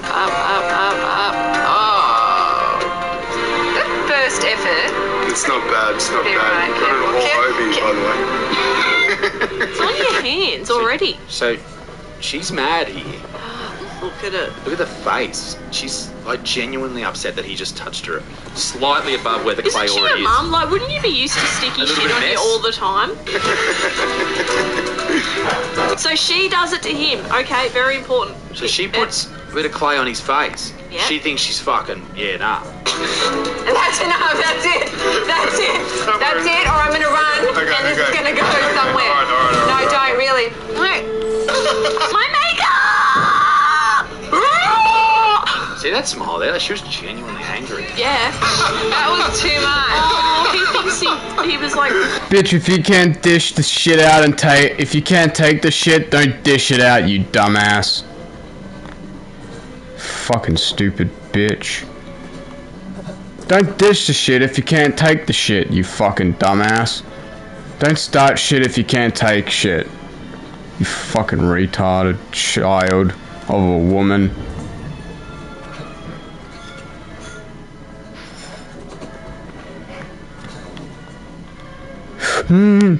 Huh.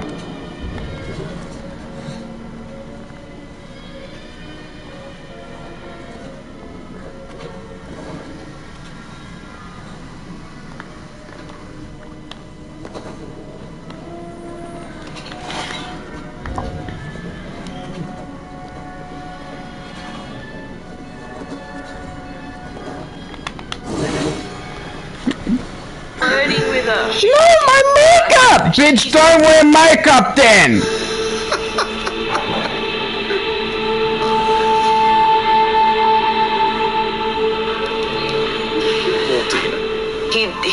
took it a bit too far. So Oh, shut the fuck up! her wrist. She's gone back with her hoodus. Yeah. You know I'd be taking that too far? Flirting, we just got married, yada yada. These ones, and then she fucking punch in the face. That would be taking it too far. But plain putting clay on your face, you consider that taking it too far? Bitch, get a dick in your mouth, you fucking cunt. I don't mind when, I'm the one with the clay on my face, but I think with Celine, she takes herself very seriously. Yeah. It's a hard one to crack. She's just not happy that she got him. She's just a didn't want dudes bitch. like him. That's what He's she a really is. nice dude. He's like caring, opening the door, all that type of shit. Like a chivalristic. She wants a tradie that punts and punches drywall. I think a lot of these people on this show, particularly the men and women, or the men and women who are like angry on this show, they're used to having combative relationships. Yeah. So that she's used to like always arguing and fighting, and this dude seems like And he's winning, just like, probably. and winning, Scaring the shit out of these poor dudes. and old mate just is sort of used to like, yeah, okay, let's work it out. Yada, Doesn't he yada, seem lovely? He does seem nice. You calm down. G'day, ladies and gentlemen. Listen, fuck me. We've had a bit of a medical emergency in between shooting this video. Our darling Rose, who cries a lot when we're down here in the house filming videos, we thought we'd bring her down. We even shot a nice little video bringing her down, and she was on the lounge having a great time. Anyway, she's decided to run upstairs. She doesn't do well with the stairs, and our poor little sweetie's fallen down the fucking stairs. I reckon about 8 stairs, and she's cut herself up, and she pulled a whole toenail off. So, so we've taken her to the vet. They didn't have to. Oh, dog! I thought you were talking about a baby. I was like, The what? whole thing out. There was a blood everywhere. So we were a fucking mess. But listen, you okay?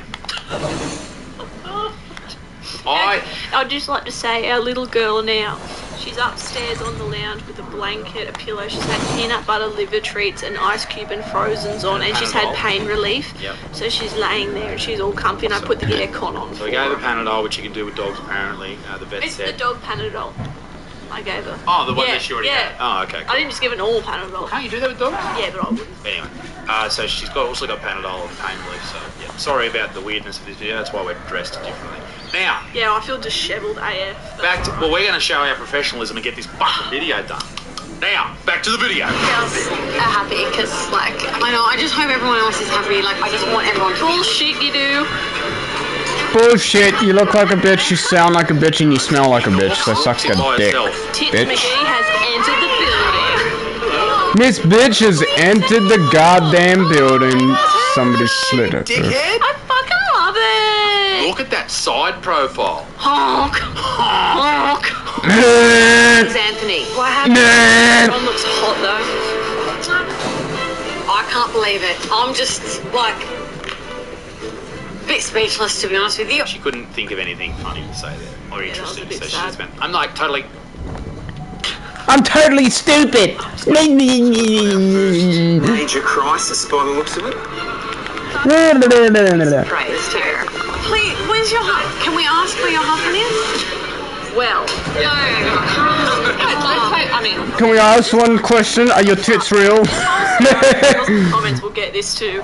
This whole them pretending to care thing with this woman they've just met, this 100% is them just being gossip seekers and wanting to know what happened. They don't give a shit about course they Olga. don't. She's come in, she's prettier met than her all of once. them, and they're probably all going to be talking mad shit about her, and they're like, oh my god, what happened? Tell us. As if they actually have any empathy towards the situation. Because we did think she was like one of the prettier ones. Yeah, she is. She's beautiful, but her soul's shit. It's dark. Yeah, as if they'd actually care. Look at them. Look at them. They're like little magpies looking for chicken. They're like little vultures looking for their next fucking meal. There goes the background music. None of these women care about each other.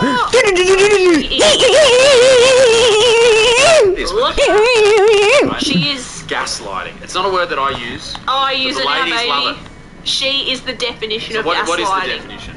I can't give you the definition. But she isn't. Okay, how about she's manipulating the situation? So she's getting her version out first. She's playing the Victim. poor me, the victim. She is the victim in this. I'm She not the carries on bully. like- I'm not the bully, I'm the solution. Bitch, shut the fuck up. Yes. You're a whore. Gentleman, yes, I'm not. Shaming his character when he has been a gentleman. So why is she? She wants pity. She wants the girls to be like, oh, babe. She wants them to make him feel like a piece of shit when he comes in. So what they didn't show in this clip though is what happened on the TV, because we watched it. Yeah, we watched it. We watched it, motherfucker. He went on to say, well, basically in his own defense, that when he left, or the reason he left, was because she was walking around the house going, oh, you big sook. Oh, calling him a big sook. princess? You're not a woman, you're a princess. You're not a man, you're a princess, all that type of stuff. And that's why he ended up leaving. So she's like going, no, I don't want to throw him under the bus.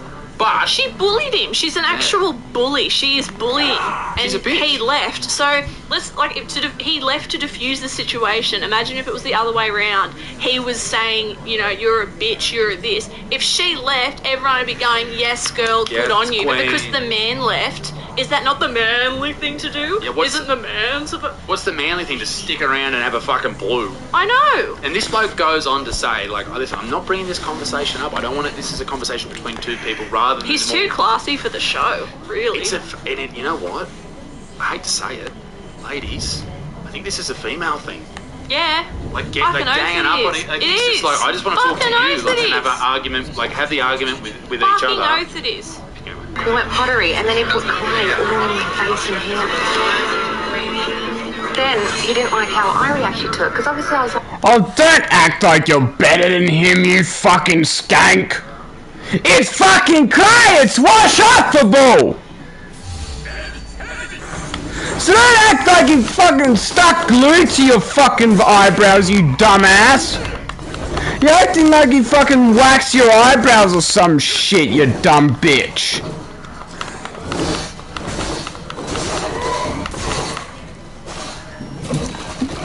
This fucking whore. Mate, this is why I don't watch so-called reality TV, because it pisses me off with the amount of bullshit that they do and say.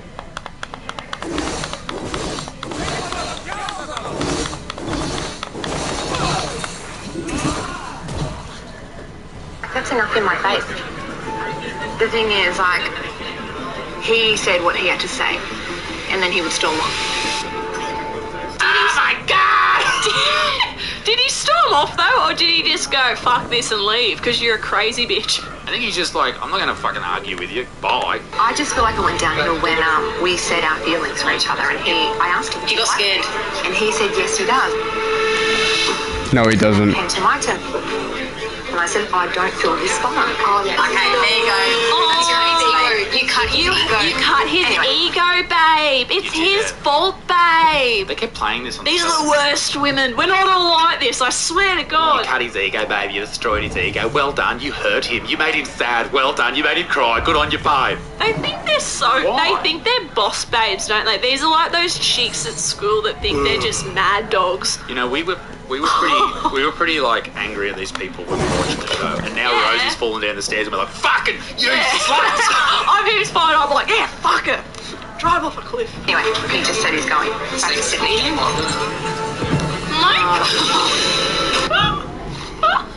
I don't think you've ever said anything in our many years together, and I've had the reaction of. Can we do that reaction to each other?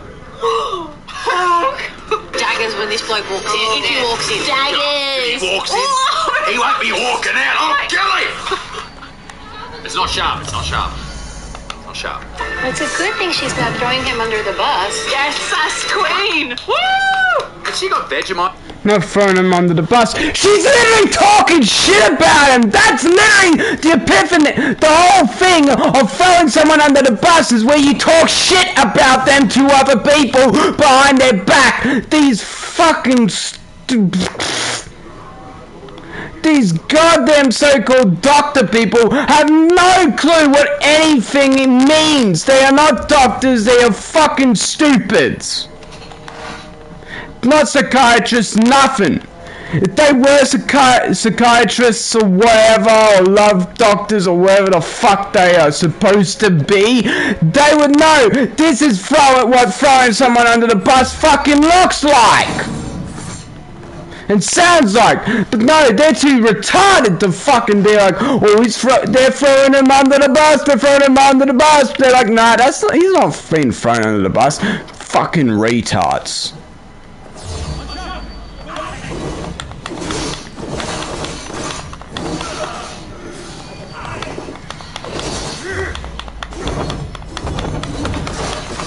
Tattoo? Sandwich. Fucking kill me, because this show pisses me off, and I'm not even watching it. I'm just watching Isaac Butterfield watch clips of it. Fucking no fucking thing. Not much being spoken between Celine and Anthony. They're strangers at the table. Yeah. And she just looks like she's checked out on him. She doesn't even glance his way. No. At all. It's like... Because she's a bitch! Okay, so old mate Anthony's returned. She's... Poor Antho. Buddy. Anthony, mate, I wouldn't have returned. I would have written a letter saying, fuck you! Never coming back to this shit show ever again. This show is fucking for garbage people and garbage human beings, and you are a garbage person. So she said the second time in the last 4. That's what I would write. Nothing to say. I hope you never, and I would also write P.S. I hope you never find love, I hope you never have children, and I hope you get fucking raped by some bastard. We've helped travelers see the world for over You whore. this year. Oh, a whore. Oh, a whore. Experts are going with you. Southern Cross Travel You're a whore. We're with you. With you, with you. Page and It'll be an OnlyFans page. You've got a beautiful woman there, and he left her on the honeymoon. Like, that's not how it works, mate.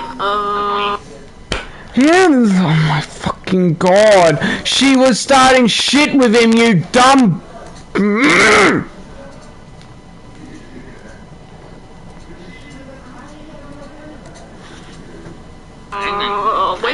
When women say mate, especially when they're fired up, I always try and get you to say mate to people. I can't. Call me, g'day mate. No, you're a darling. You're gonna call me something else. I instantly clicked with Celine at the ends, so of course I'm gonna have her back. I'm gonna have her back. I'm gonna have her back even though I don't know the full story. When this bitch is spewing bullshit saying, oh, he left me on the honeymoon. No, I was starting shit, so he left. And once the walls come up, I just can't. Cause he's mature. He knows not to fight with a woman. Cause you never fucking win if you argue with a woman. Look at him. He's like, are you fucking serious? Look at her. Oh, she can't even wink. Yeah, I mean, activities was part of the activity. We did pottery, try to get me in the clay. Is that like your way of showing affection, you think? Pretty much, yeah. Oh, fucking gay cunt. Anthony, mate, you might as well just become gay at this point, bruv. He didn't know that. Poor doll. So he's walked into a bit of a... She's a bully. She is a bully. These women are bullies. Wow. Obviously, Selena told everybody her side of the story already. Threw me off guard. I wasn't expecting that. You should have. I thought she would be a little bit more respectful to the situation, because I don't want to sit there and sort of have a he said, she said argument in front of everybody. Oh. Yeah, so he's just not in it for Instagram fame. Oh, he's nice. She knows if she can make a big deal out of it, Yep. then she can get famous on the gram. Oh. And all the babes will be like, babe it up, babe. Oh, God, idiot. here's my discount code. I'm going to be honest, Claire, the rest of the video goes for another 10 minutes. Yeah, I've had enough. It's just them fucking These back people and forth. suck. And it's, old mate doesn't engage, and that's what pisses them off. I think he should have fucking gone in and gone in hard, but he's trying to be respectful and not, anyway. He should have flipped the table and then all of their little Devon sandwiches would have just gone in their faces. Ladies and gentlemen, we will react to some more, what's it called, maps over the next couple of weeks. And we're sorry Please don't. a bit of a turn, but But Sorry if I was a bit angry, but Rosie fell down the stairs. To cheer it up, it's mail time. 343 Charlestown, New South Wales 2290 is the address. And I didn't notice any booty shorts. I didn't notice any stringers. When I see a booty short, if I see a booty short out of the corner of my eye, you know what I do? I look up. Yes, sniff it. No, I look up. You go. I will not yield. I will not yield and stare at a woman's ass at the gym. Neither will I. But you do. Can I just say though, some of the chicks that come in the booty shorts, and a lot of the ladies will know this, they'll come in, all the blokes will look at them. I've been to the toilet after some of you girls. Oh my heavens, do you blow out that pre-workout and then put your shorts back on, flick your eyelashes and go out on the town? Because I whacked me mic. That's the thing, like, they've just had like a month's worth of caffeine. Oh, and some, blow it out. And some green tea extract. Oh. And now they've combine that with their boyfriend's fucking, what do they have? The steroids and protein. Bit of protein in the morning, and you've blown it out your ass, and now you're doing squats at the gym or bending over in front of some poor dude, and all that's separating him from your stinking sphincter is a tiny bit of riderwear fabric. It's hideous. Fuck riderwear. Whoa.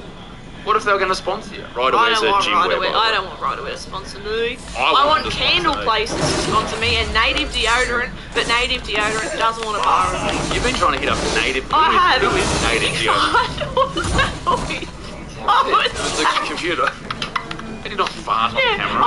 I love the native deodorant. We tried it in America at the body wash, and I was like, oh. And they sponsor heaps of people. Is this a secret brand deal that you're doing? No, I wish it was. And I messaged them, and I was like, I'd love to try your shit, or whatever these influencers say.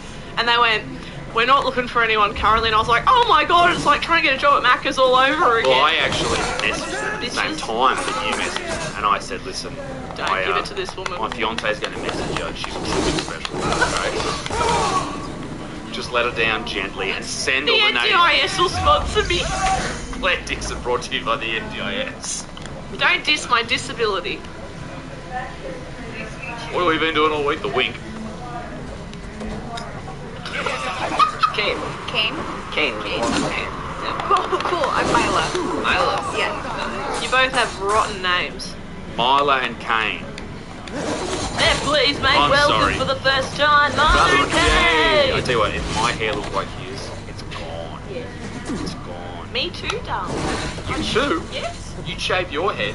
If it looked like that, I would. I'd lube up your head and shove it up my ass. I'd look like Rose. Rose Namajunas. Yeah. Yeah, she rocks the ball. She does. But, not the last fight, though. No, that was Where are you from? It's a Washington. Okay. Isn't that funny? Here's a fact about Claire you may not know. She hates sport, but loves the UFC. You've always hated sport. You hate rugby league, you hate cricket, all that type of stuff. Never watch it, but you balls deep into the UFC, and I love that about it. I think that's so cool. It's the only sport that I like because it's an actual sport. Because we get into Taekwondo, MMA, Jiu-Jitsu, that's where it's at. You're a former Taekwondo superstar. Oh, yellow belt, baby. And when we started watching the UFC together, I sort of hooked into it. Ever since, every Sunday we sit down and watch it, and that's fucking sick. It's good to have something with your partner that you can sit there and scream at the TV. Oh yeah. Woo! I love you, Dana White. I brought you out here. I make music. I'm a rock star. I make music. And I fucked your mum last night. Could you imagine if somebody fucking opened with that line at a first date? I'm 19, I create my own music, and I fucked your mum last night. How hilarious would that be, man? That'd be so fucking funny. Drumming the violin to a degree.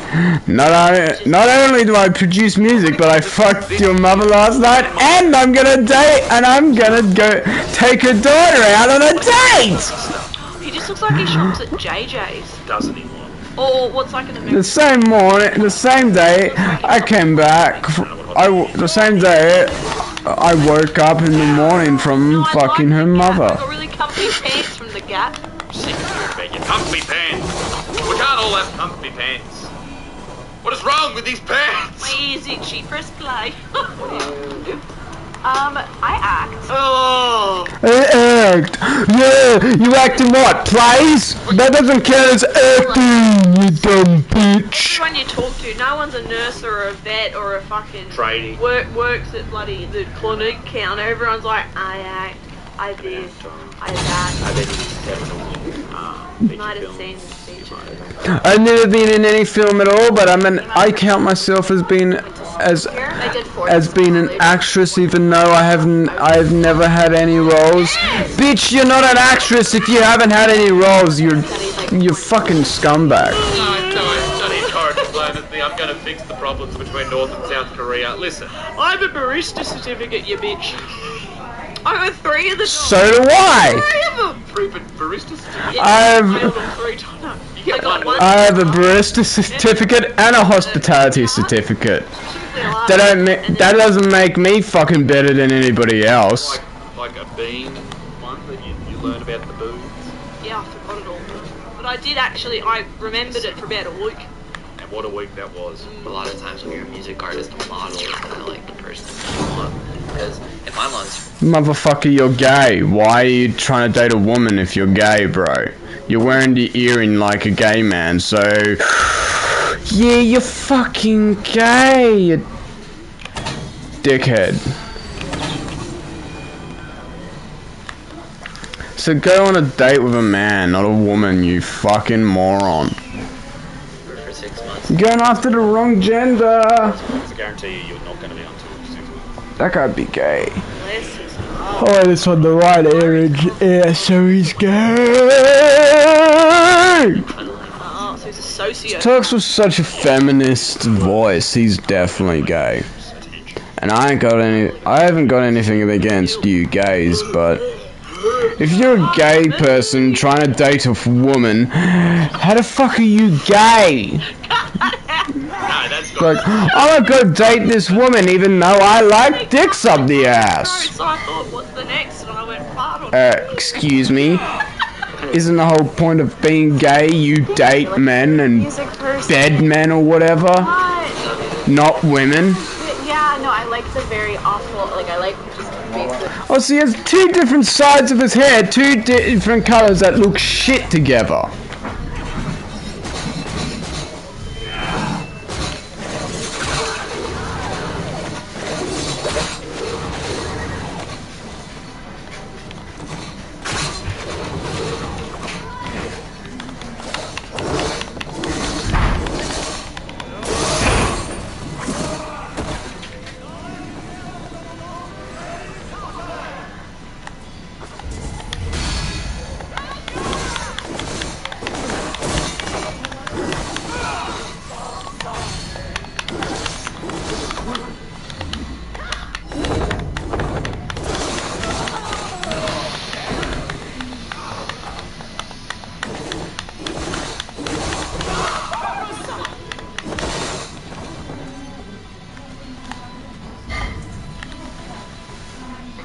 Pop music. I typically listen to music who are similar to me, so Justin Bieber, Kid Laroi. He has fucking white and black. Do people ever go after White on the left side, black on the right. your music, or because you're like 2 colors that look shit together.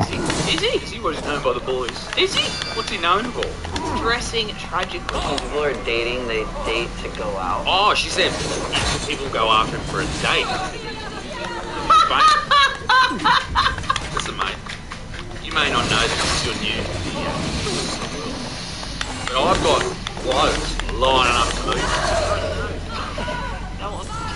My career is going out. So, like, it's a lot of just, like, listening, you know, like, I go to festivals, clubs, whatever, when I'm going on dates. Yeah, so I go to Woolies, I go to Kmart, I go wherever, you know, I go. He's a lying scumbag. He's not a musician. He's a fucking cunt. If you talk like that, you're not a musician. She probably sucks too, but at this point, she's great. Fuck off. far too good for you. What are you looking for? Just career first?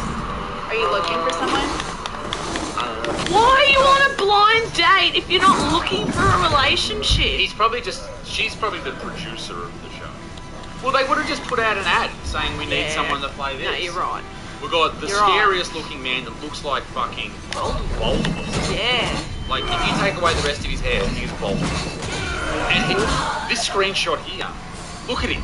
Do you want that as the father of your children? Oh, Fuck no. the father of your guinea pig. Christ! You wouldn't want him fathering anything in the house. Jesus. What?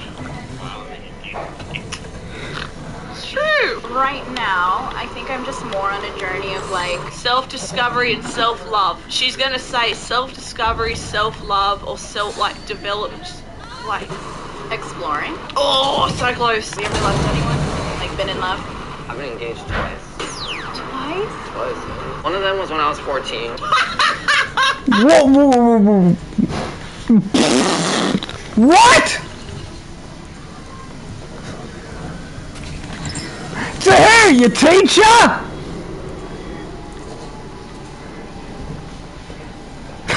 Bullshit! You lying whore! I'm sorry. You lying bastard!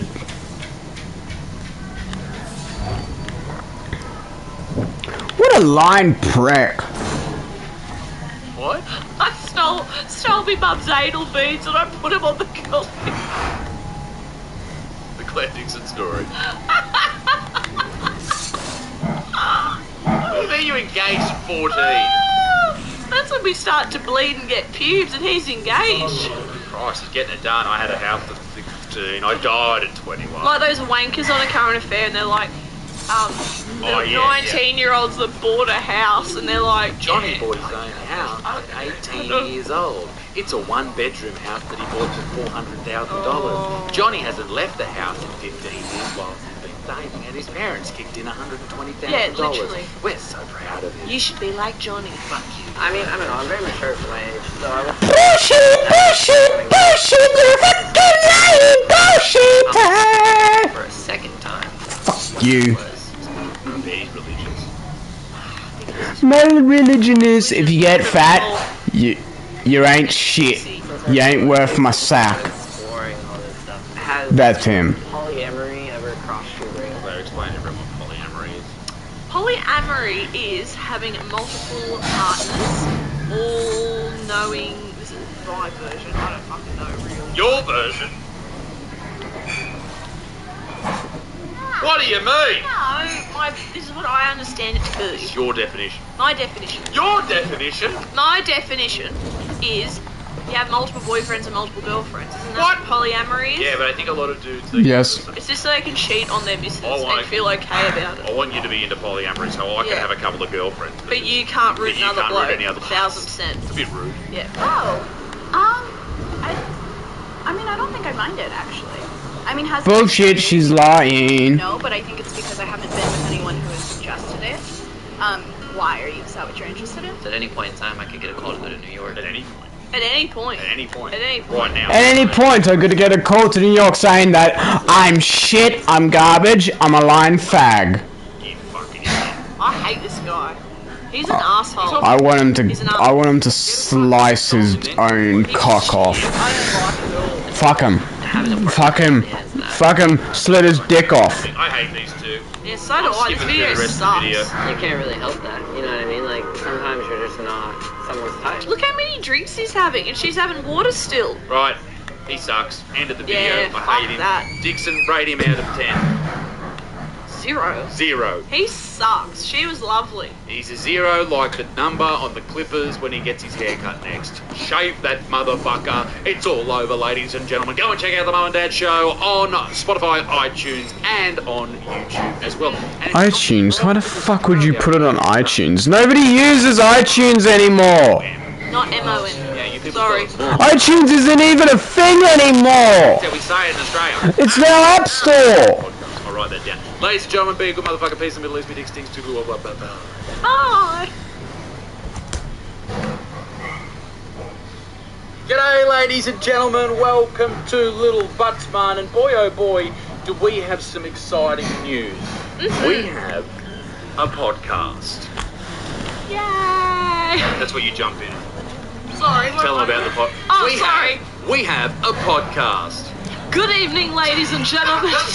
No. I don't know what. Okay, so we've started a podcast, and it's based.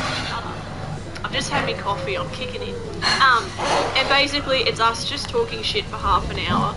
Yeah. Sort of like this, but maybe a little bit more now wide. Do you Bye, horse. Hope you die by wolves. And that, a bit of X and Y, and I think it's good. Yeah. So it Shit talking for you people. Yeah, it came out on Monday, about 4 days ago. Not about 4 days ago. 4 days ago. 4 days ago. On this channel, and you can go and search, or you can search it on YouTube. It's called The Mum and Dad Show. So it's also available, on Spotify, I should say that, and iTunes. We're not expecting at the moment too, but thank you for the nice messages. Wasn't there a rumour that we were expecting a child? That's just, what do we eat? Chicken burgers. That's just chicken burgers. And coffee. A couple of people tagged us during the week in their photos of chicken burgers, and for that I say thank you. Thank you. Gorgeous. Best thing ever. But no, not pregnant. The name of the show is explained in the first podcast. I'm not going to tell you about it. You have to watch it. Have to watch it, so go and check it out. It's on this channel. In this video, we've often spoken about sugar babies. But that's unfair. Excuse me, sugar babies, what? Yeah, and transphobic and also arachnophobic. So we thought that the best thing to do would be to actually speak about sugar daddies. It's their fault. Sugar daddies. They're supplying it. They're the ones supplying these. Well, is it mainly? So it's mainly sugar daddies. They're the ones paying the bills, but also paying the young boys, the sugar blokes. Is that what they're called? Sugar blokes. I think it'd be sugar baby still. Whatever. Sugar baby. Sugar boy. Sugar dick. Sugar dick. Yeah, big bad. I'd be sugar dick if I was a little gay sugar baby. Little sugar dicky over here. Sugar dicky. So let's check out. This is from the New York Post from several years ago. It's an interview called "How a Sugar Daddy Dates a Sugar Baby." Let's check it out. Tell us. The first thing they usually want to know about me is how big is my wallet. But they want to know how big his dick is, because that would be a concern. That's a workplace health and safety issue. If it's too big. Well, yeah. Choke hazard. We saw a tiny kid recently. I didn't. I spun around. That sounds weird. Yeah, Claire never faces me in the bedroom. LA. In LA recently. Fucking LA. We were on a podcast. You people. The Danny Mullen Show.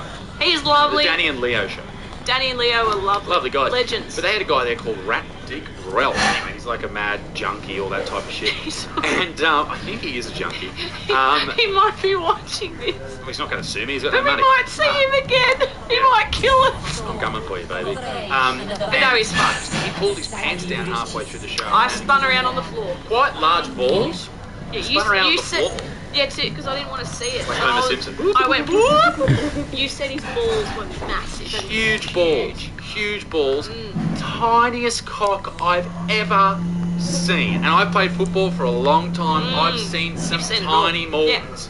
This was ridiculous. This was like a small shrew that was like the brunt of the litter trying to stick its head out of a tiny little hole in the sand, seeing what's going on in the world. Yeah. It was disgraceful. So yeah, I think how... Could you smell the dick? I wasn't close enough to these guys, but it did leave a foul memory in my mind, that is for sure. So I think if you're going to be a sugar baby, you need to work out how big the dick is of the sugar daddy. I don't think they care. What if it's too big? It's a safety issue. If it's too big, maybe, but it depends how much like cash they're talking about. Well, okay. I imagine. Let's play a game here. Let's pretend that you're a sugar baby. Your name's Easy to do. Candy. Your poor father who watches these videos. Cut that out. Sorry. Really? Dad knows I'm a weirdo. Leave it in. I just wonder that if it's too big and that comes out on the first date, like it's like if you start a new job and the first job they get you to do is like the hardest job there. Turns you off. So it depends how much you're getting paid. These chicks are doing it for the doshy dosh that's to what get I their was vapes. Yeah, you gotta buy your vapes. What's going on with the vaping? Chicks and vaping, dudes and vaping, cut it out, right? If you're Yeah. vaping, let us know in the comments. I'm gonna let it come after you. Yeah. So fuck. the issue is you can also, if you really enjoy these videos, you can say super thanks. It's like a donation on Twitch. If you really like Please. it, hit the super thanks. I'm addicted to these iced coffees. They don't buy themselves. And they don't buy themselves. Help! So, yes, it is an issue about dick size. I really need to get this point out there. My question is to you, if your name was Candy and you were a lady of the night who was a sugar baby, for a big 15-incher. How big's 15 inches? oh, I wouldn't show up. I'd have a sick day. That's what I'm saying. Yeah, That's what I'm saying. You have to disclose. Anyway, we're only 3 seconds into the video. Let's get going. There's so much to cover. Why I'm on the site, what I'm looking for, and what I'll do for them. Pay for their therapy sessions. I like that term. Tough dickhead, it's what it is. I prefer to do the same things as a sugar daddy. I just don't like to. Oh, it's one of those.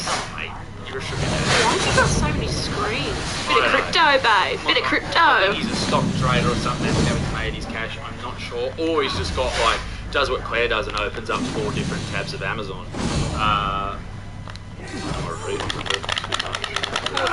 Claire, Why are his screens all lopsided? that is a good point. I don't know. That upsets me. Me too. Sorry, go on. You're making fun of me. No. Remember that, like, maybe I went through a phase. 6 weeks ago you came to me and said you got to change the password on the Amazon account because I can't be trusted. So I did it, and then you guess what it was, and you logged back in that afternoon. Look. Don't show your feet off on the channel. I'm showing the sock. Stitch socks. Stitch socks, ladies and gentlemen. You want to see some? Oh, my toenail update. Stop showing people.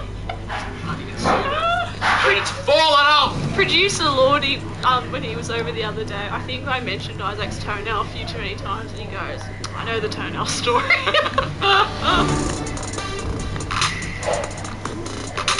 A sugar daddy, a term. Can you read the definition of this? Sugar daddy, a rich man who lavishes gifts on a woman in return for sexual favours or companionship. Talk about great career options. If you can't have an arrangement, no sex. I don't know, I bought something from Woolies the other day. I didn't have to make any sex. I didn't have to make any sex. Darling, he's got a dog on his lap while he's saying that. He's probably got a stiffy in the The dog. poor dog. Don't treat me like an ATM, and I won't treat you like a hooker. That is in my vows for our wedding in 2 months. I want to have a connection with this woman, and if she wants to participate in a finer life, I don't mind that, because I think that's part of the deal. Seeking arrangement.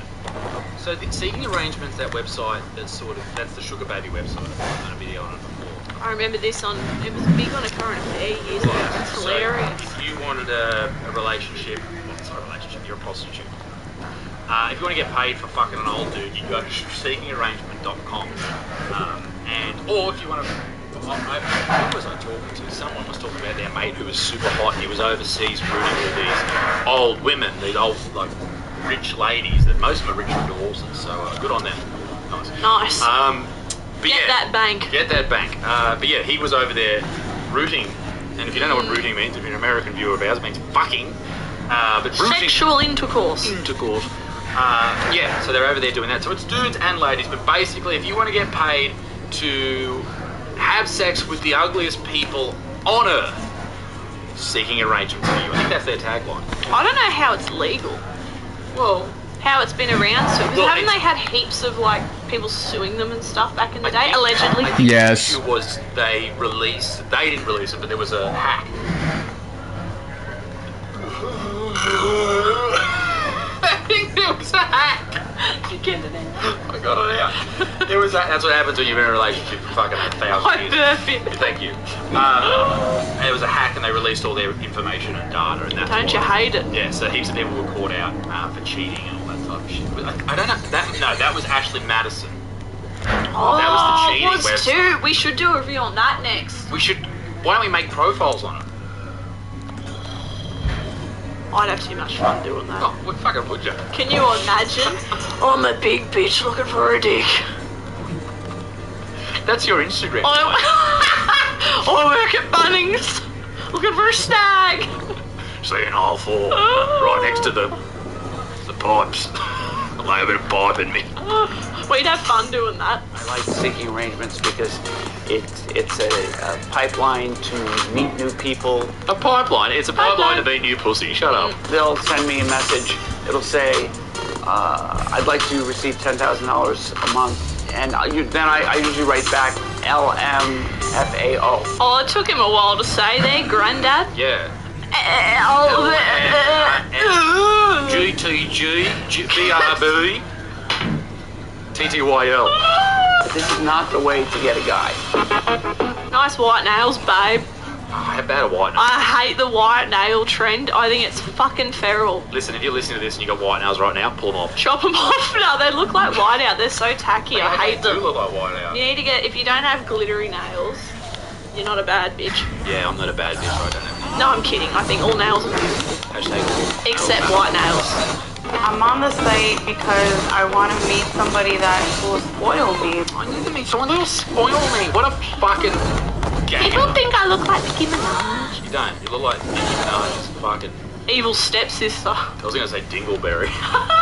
Dingleberry. Because I'm tired of dating broke guys. 22? Yasmin is Have a pursuing go. real estate and now she just wants to fuck old dudes for money. Yasmin, have a go, doll. go, Have a go. Go at life. Stop living life on recruit mode. Oh, nice. 20. Recruit me as your personal You whore should be working 2 jobs. for $10,000 a week. Car if you can. Like, just Piss off, Actually, you have a bitch. That's go. sad. I mean, how many Poor shit thing. jobs have we worked? Oh, I can't even. I think I've had more jobs than I've had baked dinners. And she's had a couple of babies. All my jobs sucked. I had some ones that I didn't mind, but they still suck. Yeah, Yasmin's been pursuing real estate, now she's pursuing cock, allegedly. I just love not working in retail anymore because it kills your fucking soul. Shout out to the retail workers, you are the real Oh, people. you really fucking are, and they know. They You're the know. real heroes. You really are. And that's the straightforward truth. I'm tired of dating guys that can't offer me nothing. It's time for me to be treated the way that I'm supposed to be treated. Like, I deserve to get wine designs. Let's talk about the I deserve thing. You don't deserve a fucking thing. We talk about this all the time, people that are saying, I deserve this, I deserve that. You don't deserve anything. Everyone deserves to be safe, but you don't deserve this, that, and the other. You gotta fucking work for Yeah, it. okay, fair point. You deserve to be safe. Yeah. Food, water, Yeah. clothes. Of course. Every human should have those You things. deserve that? Yes. Everything else, you don't deserve shit. Yeah, this whole I deserve this and I deserve a guy that'll fucking do this and do that. You don't deserve fuck all, honey. All day and You don't deserve take a, you out to get you don't deserve a dick in your mouth. That's what you don't deserve. No, I don't Definitely, mind them, that bitch definitely doesn't deserve a dick in her mouth. Yeah, Mrs. Butterfield soon, can you believe it? That is hilarious. We got our wedding rings done the other day too, just a side note. Yeah, that's Yeah. show obviously. Oh yeah, 50 cent. We're going to American Cut for dinner, and we'll have a really nice time. He sounds interesting. Like, he sounds definitely successful in whatever. It sounds interesting and fucking successful and whatever. Andrew. Oh my God, Andrew! Fuck off, what a bitch. What a skank. Like, if, you know, we get married in 2 months, if we ever have a daughter, like that attitude, she will laugh at She's that. doing jiu-jitsu and She's doing pony jiu-jitsu riding. and pony riding, in that order. Yes. I just, that attitude is just so shit, and I hate that self-entitled. So do I. What's the opposite of Excuse me, what is this? It is. It's arrogance. It's an arrogance and a self-importance that I deserve this and you can do whatever to fund it to me. Yeah. Fund it yourself, babe. Classic Ubisoft, not being able to design shit properly. Dog, what are you barking at, you dummy?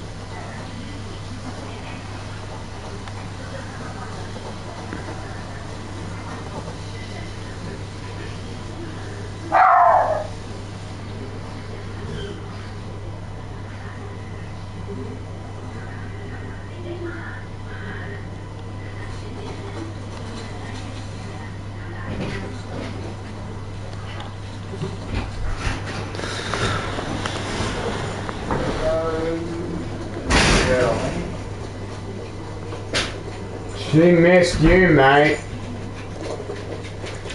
She's like, where'd he go? I miss him. Bloody wedges, I tell ya. They've gone up from $2.30 to $3.50. More than 50% cost. Cheap So fucking what? I don't like wedges anyway.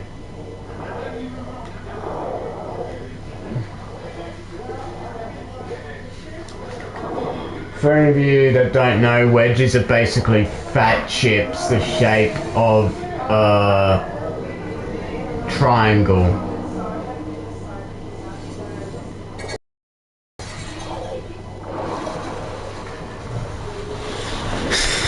But they're worse than chips. They're garbage. That's all we can say. Mind you, I have been called a gold digger before. I had this I had this purple-haired lady at one of the shows, and I was selling the merch, which is my job. Anyway. And this, you're now a podcaster and YouTuber. I don't consider myself a YouTuber, to be brutally Well, honest. you are. You're but on thank YouTube you. once a week, twice a week now with podcasts. Thank you. Anyway, and all I was like, you're too young to be following around Isaac, doing this and doing that. And she was like 46. She was 4 years old. I'll say it again. She was like in her 50s and just being a pain in the ass. And I was trying to be nice to her, and I just said, look, lady, I was like, I'm not, I don't have a dream of being a fucking doctor or a lawyer. And I said, this is what my partner and I do. And she was really negative about it because I was working for a man. And I was like, I don't work for Isaac, we work together. Like, fuck off. Do your laundry. Do you No, we work together. Everything we do is together. Hmm? And that's why I love it. You got batteries for a remote? That big old. Got double A, not triple A. Back to the sugar Claire story. Why? Batteries aren't working. Yeah, but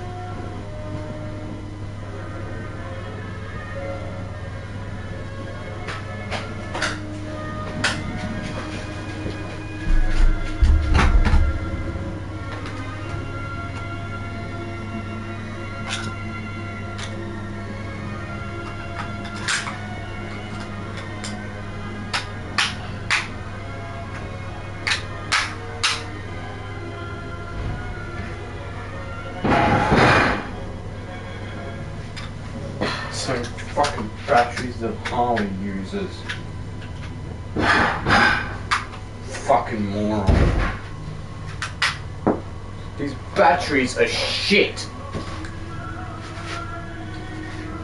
Everybody uses Duracell. Not Everready, because Everready are fucking garbage batteries. What's the matter? Can you stop carrying on, please? Why the hell?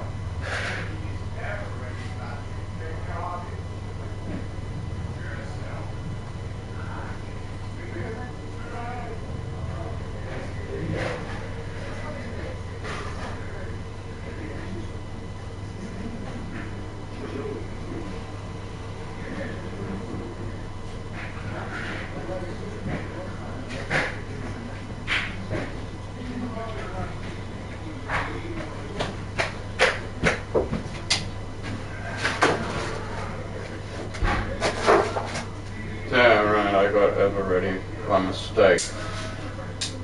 Everready are not good for remotes, they're only good with flashlights.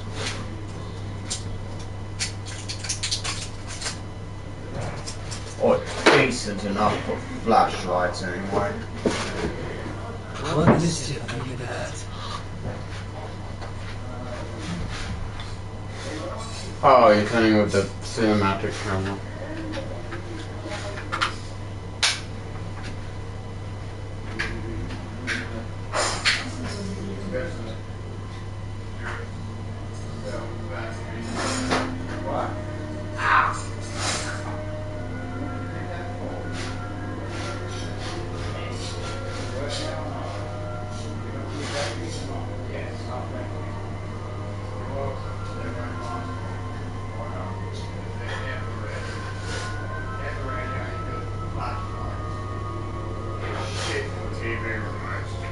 Or anything else.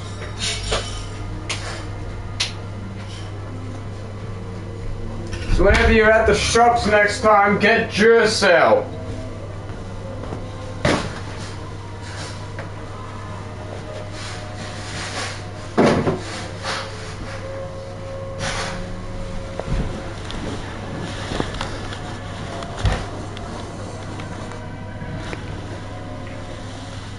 I'm actually 65 years old and a former investor. And Claire gets. Yeah, she was a bit rude anyway. She was. Anyway, back to the sugar. Everything we do is together. Yeah. And that's why I love it. As you know, I don't have a dream of being a fucking doctor or a lawyer, and I said this is what my partner and I do. And she was really negative about it because I was working for a man. And I was like, I don't work for Isaac, we work together. Like, fuck off. Do your laundry. Do you oh. No, we work together. Everything we do is together. Yeah. And that's why I love it. So you don't listen to fucking that big old. Yeah, she was a bit rude anyway. She was. Anyway, back to Claire's story, the sugar baby story. I'm actually 65 years old and a former investor. And Claire gets paid a retainer of $300 a week. $300, and she can do whatever she wants with that. But she puts it all in the pokies. It's a real shame. Whatever he's doing, and he sounds like somebody I would want to date. So hopefully it goes well. I want an intellectual person. No, you don't. No, you don't. No, you don't. No, you don't. No, you don't. And I want to have somebody that I can have a conversation with. It's not just, you know, somebody that I'm gonna like be on a date with, and it's just gonna be us staring at each other.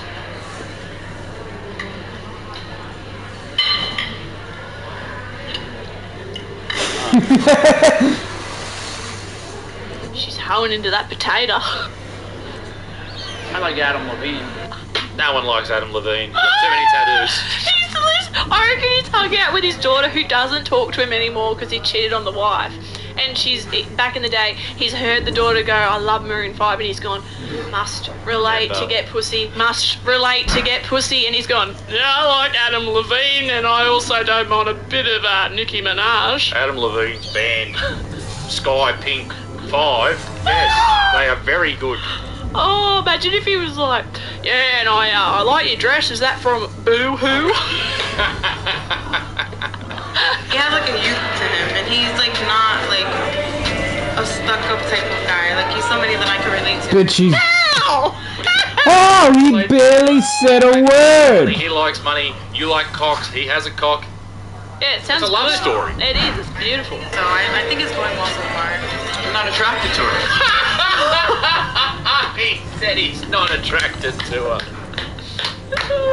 I'm not attracted to her, just like I wasn't attracted to my wife, yet I had kids with her. Is he racist? Fucking asshole. Is he racist? I think so. What's hilarious about that is she's like, yeah, I would totally marry him. I can't wait to see what he does for a living and how much money he's got. And he's like, nah, you're fired. Lol. You ain't it. I'm a bit older, and some girls can pull it off and some can't. She's still that millennial generation. I need a little more intellect. It takes a lot more than just Millennial. Millennial. She is nowhere near millennial, you fuck.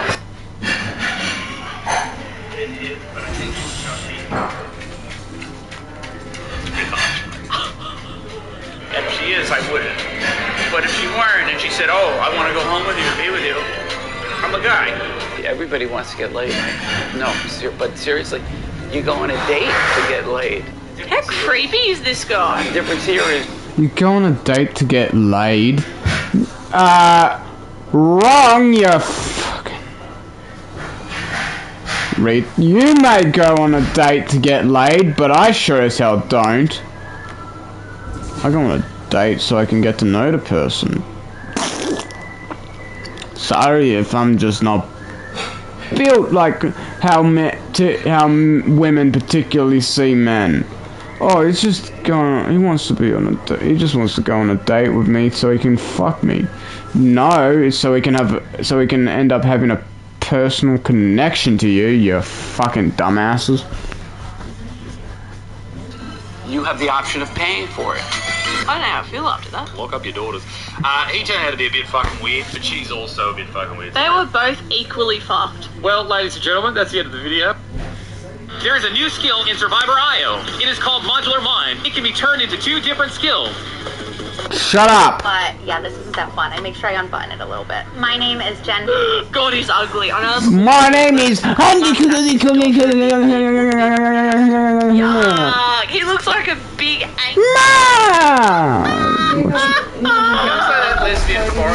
No, mother, I don't have a plate. And he gets his eyebrows. Great going. Really? You're silly. Eyebrows as her. I don't think it's so much as I'm a hot mum. I think it's I'm so much hotter than my husband will ever be. I have got some 26 surgeries. That makes me hard. Years old. Fuck. My name's Stephen Donnelly. I'm 43 years old. Stephen gay? Nothing, there's anything wrong with that. My father's gay. Seinfeld reference. I have wanted to be a mom since I can remember. So that's why I had Levi when I was 19. And now my second one is coming in my 30s. Exciting. So I love that this So excited! Throw it over your head. You can't do that in with most top Reminds me of that Kevin Hart clip. So excited! Life that I can do whatever. So excited!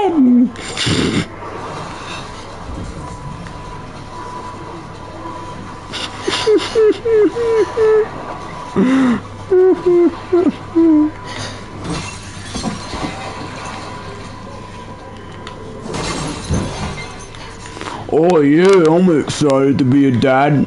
I am not excited to be a father. I don't want it.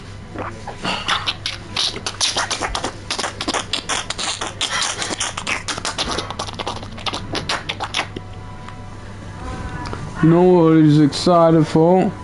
Getting laid. Fucking little wanker. He wants puss. It's a very special bottle. You can actually open it and then close it. You can actually open it and then close that shit, brother. Your gear off, but Ah, here's the entrance. I was fucking wondering what the fuck it was. In reality, people who are super hot, and this is the problem with attractive women, people who are super hot, men or women, shouldn't be listened to.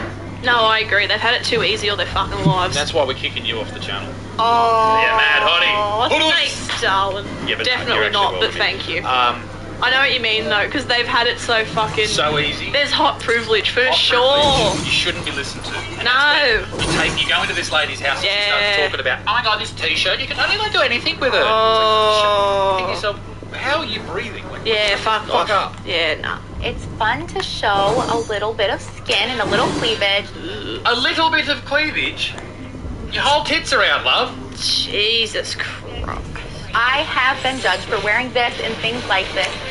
I think their biggest problem is they think I'm a mom. I have, sons. I shouldn't be showing this. But come on, we all have a chest. Not like yours, we don't, darling. We all do have a chest. Well done, lady. Oh shit! Nothing wrong with My her. She was poison. dressing then. She looks fine. I don't get what she's going on about. I don't know about that one top she had on. Like, it depends where you're going too. Like, is I she wearing personally wouldn't, but she can wear what she wants. No, she can't. Alright. But like, it depends where she's wearing it too. If you're wearing that to like school pickup, and your son's like 13. Nah, that's the place to wear it. You reckon? Yes. Why? Oh, if I was like a little hot blondie and I was like pulling up in me little fucking Rav.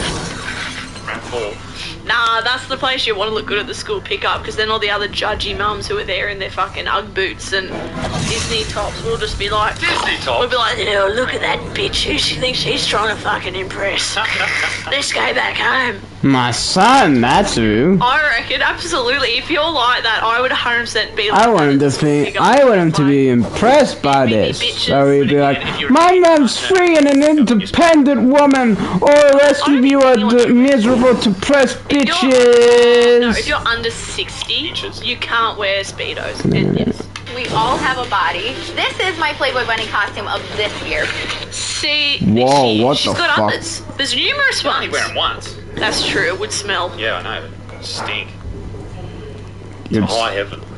stank. I honestly think that a lot of women are jealous because they don't have the confidence I have. That's not what you mean. That's a bit slack. That's not what you mean at all. Don't talk about confidence. You're saying you think you're hot, you know you're hot, and you're hotter than most people. We get it. Fuck off. That's a bit slack. Confidence doesn't mean that I'm so into myself and everything. It just means that I'm confident in who I am, and it took a lot of years to get here. It took a lot of surgeries to get here. I said what I said. Oi! Dixon drops the mic, even though it's on a stand. That's too big for her. People either love or hate my style, but I just roll. I didn't let it. Your style. Just don't be up yourself. I am so super hot and I'm so super sick of people hating my style. I don't understand. Shut up. What's wrong with these pants? I got my first cosmetic procedure, which was my first boob job in 2015. One of the best decisions I've ever made in my life. Body pop. Bitch. I don't know why she got those surgeries. Cause she wasn't beautiful before them. She was an ugly duckling. That's what she was. Oh girl, it was an ugly duckling back in the day.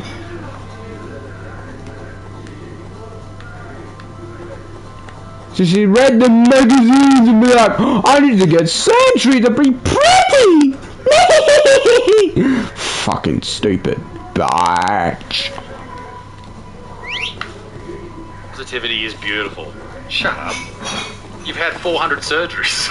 I love getting plastic surgery because it makes me feel more confident. I can't do this anymore. Let's get to the PO box, Yeah, ladies I'm and gentlemen. over this. Here is the PO box. PO box 343, Charlestown, New South Wales. She's an idiot. Yeah, wow. Sick of the bullshit. What All a right. fucking problem to have. I'm hot and everyone thinks I'm hot and I'm just sick of it. Fuck off. Righto, ladies and gentlemen. First we have Isaac Butterfield. Let's open it up. This is from W. Jones from the UK. G'day, W. Jones. I'm going to call you William. Because I don't know. Willie. Get over yourself, bitch. The Walter.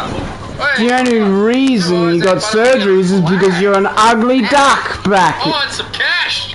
when you're younger, you're fucked. What's the money for? Fucking for the pokies. You don't have to send us money, but thank you very much. That's nice. It's a weird amount. I'm one of your biggest fans from the United Kingdom. I love your jokes that you make me laugh, and I'm sending you $35 Australian dollars.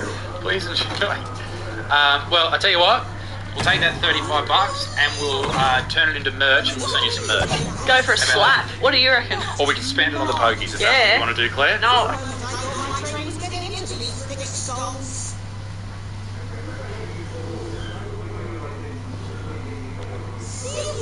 The target's above.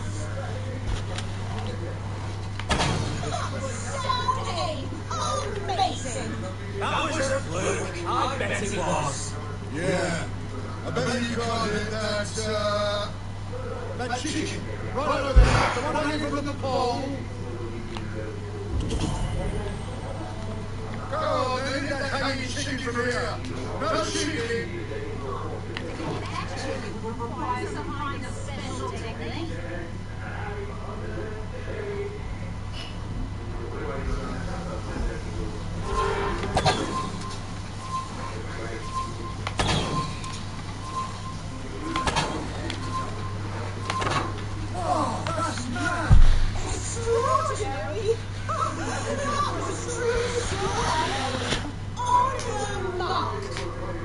Well, friend, you can count on us to lend a hand against King Constantine and his well-paid picks. And thank you for showing these turds some skilled marksmanship. Visit us again. As for the rest of you, keep practicing!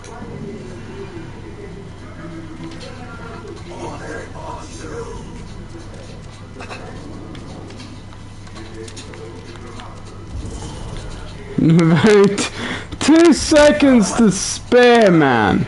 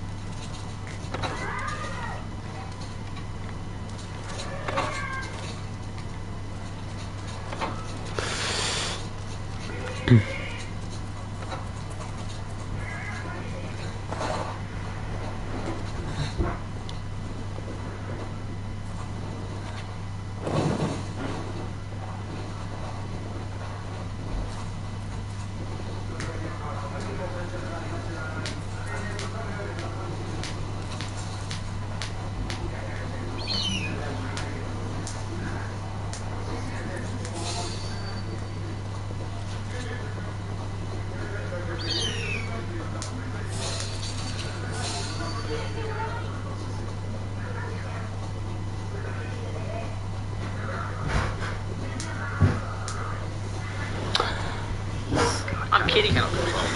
Thank you very much. Oh, that's beautiful. Tthank you, awesome. darling. Well, show your flag off. It is Warren.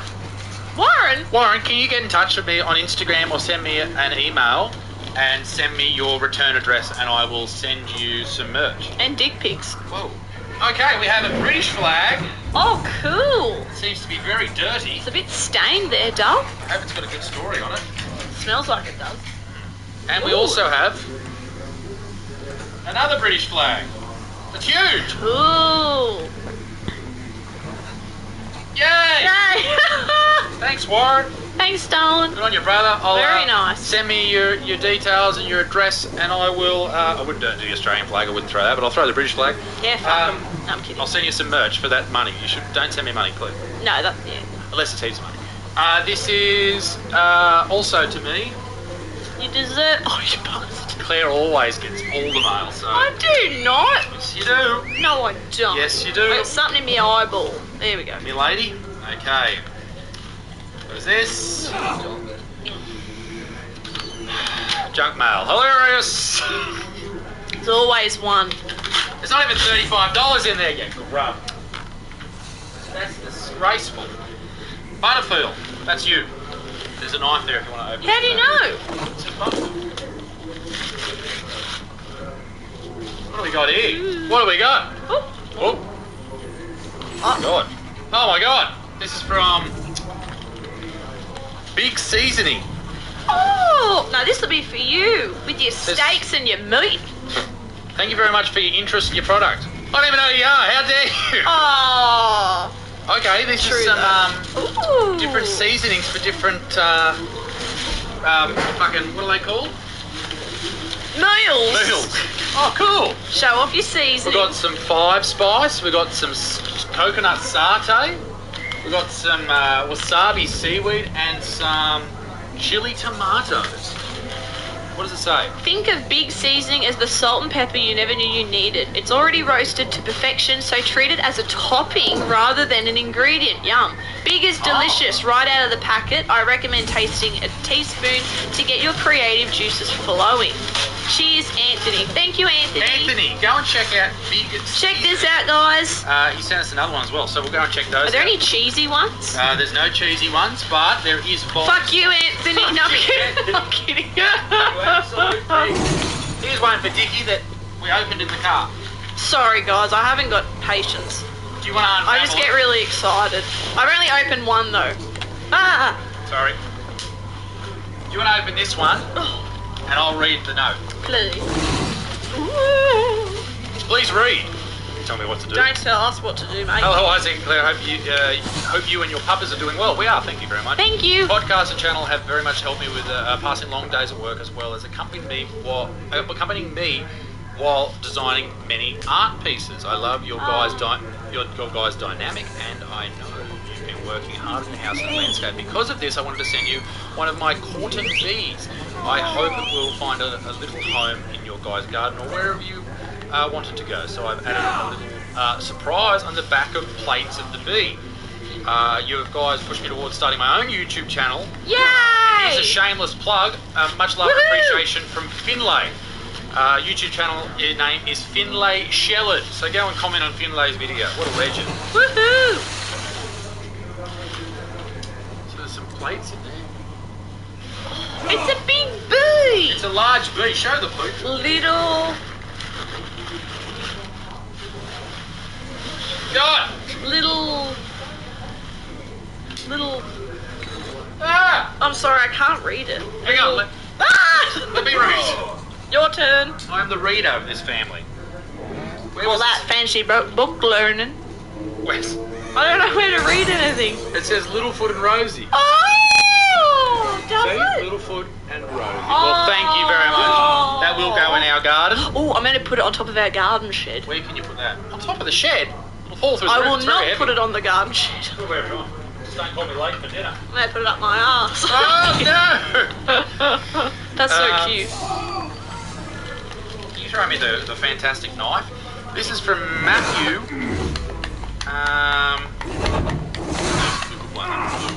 Sorry. We have too many knives. There's only one that's short. Stand back. Stand down.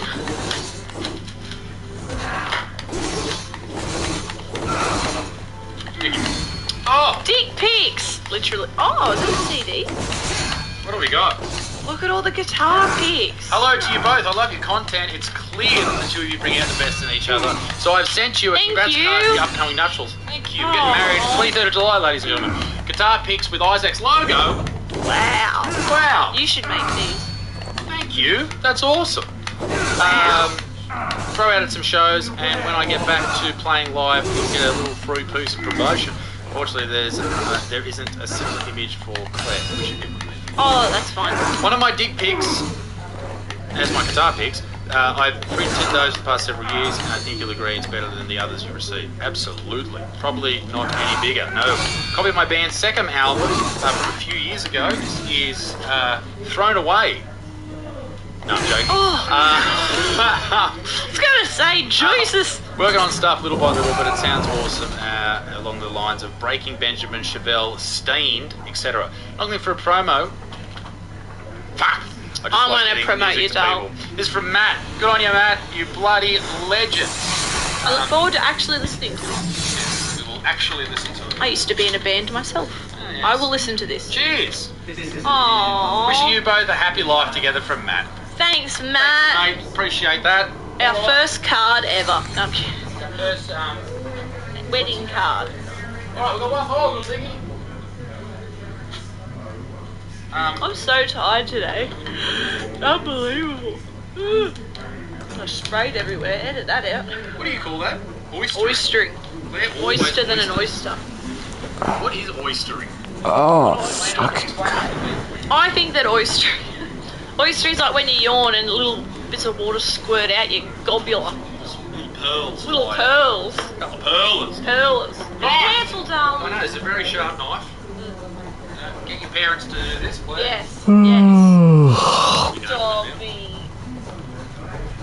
By the way, comment down below if you think Loungefly should sponsor this channel. Yeah, how good's Loungefly? Apparently someone in America is sending you a Loungefly bag because you can only buy it in America. If she does, I'm honestly going to send her so much stuff. Oh! Oh! There's a drawing of us. Oh! That's really cute. Oh, there's lots more in there. Okay, let's open it up. Oh my god, it's the ducks. It's the ducks! Oh my Fuck off with your god. ducks. Who's this? This is incredible. What is this? Gas masks. Oh. Oh, what? Oh, that's different. Oh, hang on. Context is in this box. Don't know if they're a reference to something. British Mark V replica along with book and info. Signed picture in frame. Funny picture meme. Ned Kelly piece of the first day cover envelope. Many more vintage envelopes. Cool. Australia Post and a duck photo. A genuine Adolf Hitler stamp. That's crazy. Also, a genuine one. Genuine one. There's also some websites for you both and any toys. Oh, cool. Well, thank you very much. Also, Dixon, there are many Noble Collection. The company Noble Collection makes the best Harry Potter props and such. I got my Jumanji board game replica from them, and it's bloody amazing. Aww. This is cool. Sorry, I've just opened this. So we have some really cool vintage envelopes. One from 1980 with Ned Kelly on it, from the Glen Rowan. Siege? Would you call it a siege? What's this? Oh, that's really nice. Thank you. That's so cool. I love it. What else we got going on here? Oh, this is an actual, good motherfucker it's got written on the back. It's an actual envelope. I will go through those vintage envelopes later. So I just don't cool. want to ruin any of them.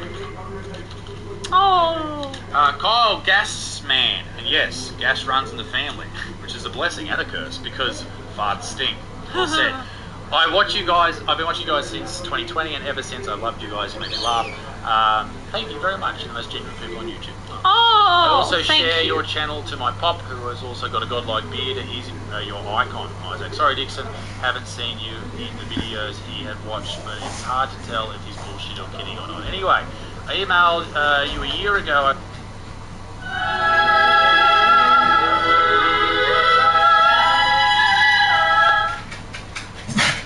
I've been very interested all my life in erections. When I was a young sex therapist, we knew nothing about erections. We had no idea about the mechanism involved here, let alone how to fix them when they go wrong, when they disappear.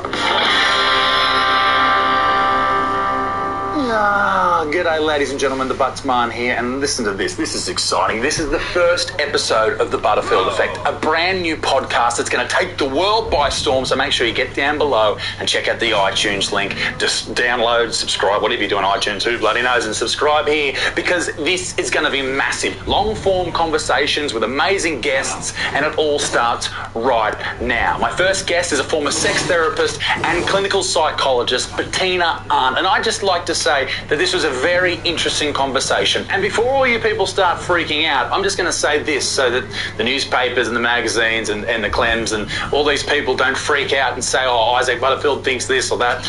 Everything that is said in this podcast from my guests is their opinion, not mine. And now that I'm not going to get sued, let's get stuck into the podcast. Please welcome our first guest for episode number 1, Bettina Arndt. And we're live. Tina, thank you so much for joining me. I'm very happy to be here. It's great to be here. Now, clinical psychology, that is your base. Yeah, that was ancient history. Ancient history, but let me just try word association for you, because that's the whole sort of thing that psychologists did, or that's what they do in the movies anyway. When I say the word Clementine Ford, what comes to mind? I was immediately going to say hate. Yeah. I think she's demonic.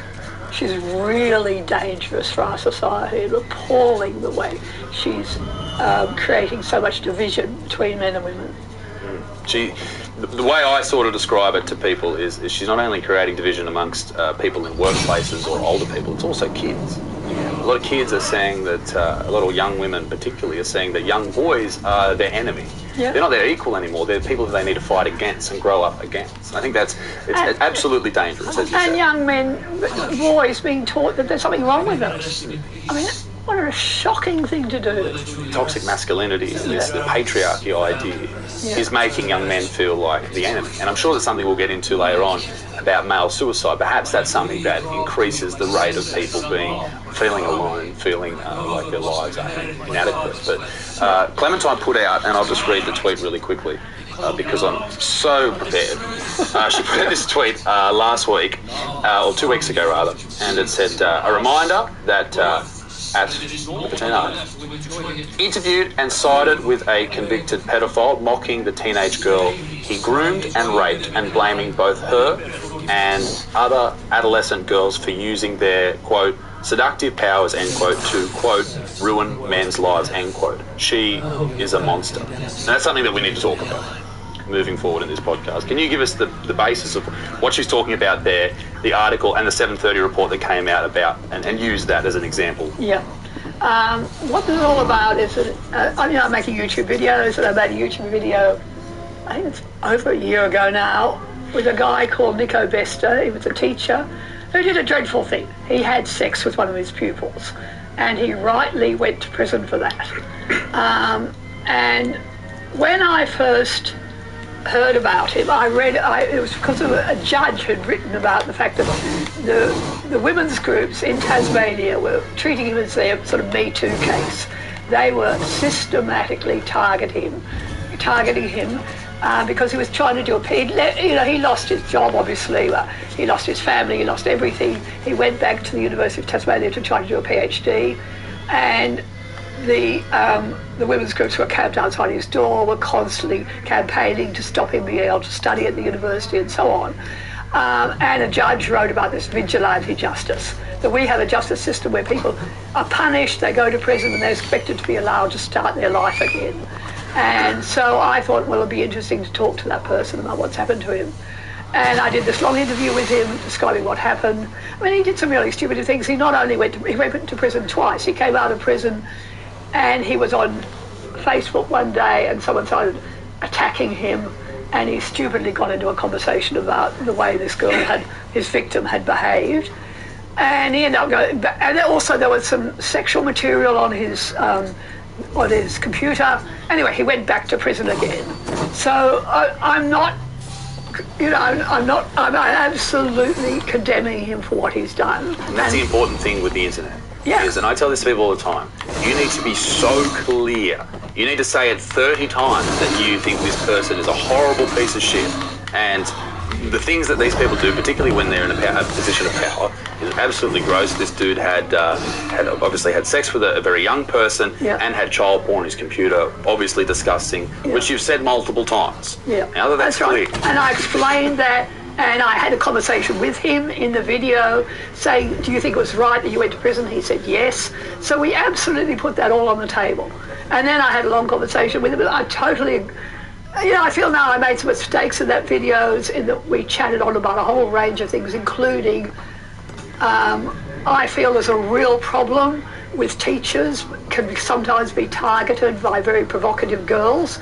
I've recently made another video with a music teacher in New South Wales who faced all sorts of accusations from girls which turned out not to be true. But male teachers are really vulnerable, and girls can be very seductive. They can come on deliberately. I remember that from my school days. I mean, there were girls always falling for male teachers and teasing them. And that goes on, and that makes males in schools really, easily set up. Yes. And we talked about some of that stuff. And that is what's being used against me, and particularly because I did it some of it we did in a fairly joking way. I think that word vulnerable that you use to discuss the male teachers is often quite a word that a lot of people would look at and say, well, hang on, this is an adult. Yeah. Why can't this adult make the correct decision? Well, that's right. And they should be. Of course they must. There's nothing wrong with an adult being vulnerable in a situation. We're vulnerable every day, but you need to make the right decisions. Yeah, of course you do, and that's why I felt that I had done that. Looking back on it, I probably should have had a slightly different tone. I came across it as joking around some of the issues we discussed. But as I said, I laid it out there in the beginning. Here is a man who did something wrong, who went to prison and was punished from it. He's not a pederast. He's not preying on kids. He made a mistake and got involved with a pupil. He was in a position of power. You should never do that. But he's not someone who is interested in pursuing relationships with young people. He has no history of this. He's paid his dues. And I have a real problem generally with the misinformation that's out there about people who've committed sexual offences. You can be on the sex offender list in Australia from having been an 18-year-old who had sex with a 15-year-old, boyfriend, girlfriend. Yes. Now, and then be on a sex offenders list for the rest of your life. Is that reasonable? There's some kids that send child pornography to each other when they're in year 8, let's say. And they get on the sex offenders list. The way we talk about pederasty is really dangerous. There are some extremely dangerous people who prey on young kids. Particularly, they're predominantly male. Homosexuals prey on boys, and they're the ones we have to be really concerned about, because they're the ones who are out there grooming, looking for young males to have sex with. Most sex offenders aren't likely to repeat their offence. The evidence is they're actually less likely than most crimes to be recidivist. I've heard that the recidivism rate in people who are convicted of a sex crime, particularly against young people, is quite high. It's high with that particular group of predominantly males who have a history of preying on young males. It's not true of the overall category of sex offenders, and it would certainly not be true of someone like this, who has a one-off incidence of stupidly falling for one of his pupils and being punished for it. And I understand where you're coming from with that. But can you trust that person around? Obviously, you'd never be a teacher again. You can't do that. But could you trust that person, like with your kids? Like, if I knew that was that guy's background, then I would write him off and say, listen, I can't have my kids near him. Well, I think that's wrong. I think we cannot afford to think like that, because we have a society where we believe in redemption. We believe people should have a second go. We believe. No, we don't. Not anymore. Not the modern day people. They don't believe anybody deserves a second chance. You fuck up once, oh, you're a fuck up. Get the fuck out. I would certainly. If you're a fuck up and you have sex with an underage girl, yet you have no previous record of having sex with underage girls, that's your one fuck up. That's what you're known for doing for the rest of your fucking life. In the case as presented in court, it doesn't matter what you did before, what you did, or what you do presently. You're still known for being a pedo. Were found to be true. No matter how much you've changed, they'll still call you pedo man. How did this came out? Now I want to tell you really why this is being used against me. Yes. There's a woman called Nina Funnell or Funnell, I don't know how you pronounce it, who is one of the people behind an organisation called End Rape on Campus. And End Rape on Campus is a group promoting the idea that we have a rape crisis on our campus, which is totally wrong. We don't have a rape crisis on the campus. They actually persuaded our Human Rights Commission to spend $1 million of taxpayers' money to look into, try to find evidence of this rape crisis, and the Human Rights Commission failed dismally because they came up with really encouraging statistics showing that we don't have a big problem. We have 0.8% of girls have had any sort of sexual incident, including being touched by a stranger on the train to uni or being tricked into sex against your will. This is using the broadest possible definition. So 0.8%, 99.2% have nothing happened to them. This is no rape crisis. That's a little bit different to the 1 in 4 number that we have constantly heard on mainstream TV. Yeah, and what we hear is, see, when they got that result, which was a real fizzer from the point of view of the activists, they then fudged the statistics and started talking about sexual violence.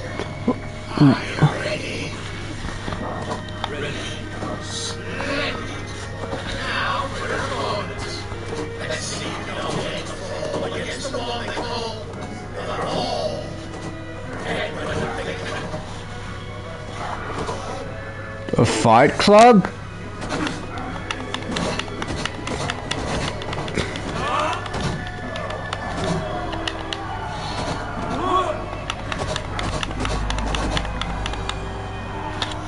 There's a Fight Club?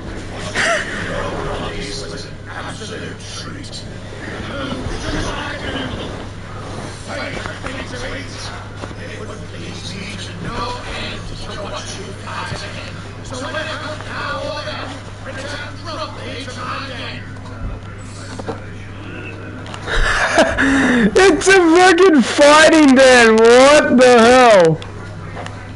I had no clue this was in the game. What?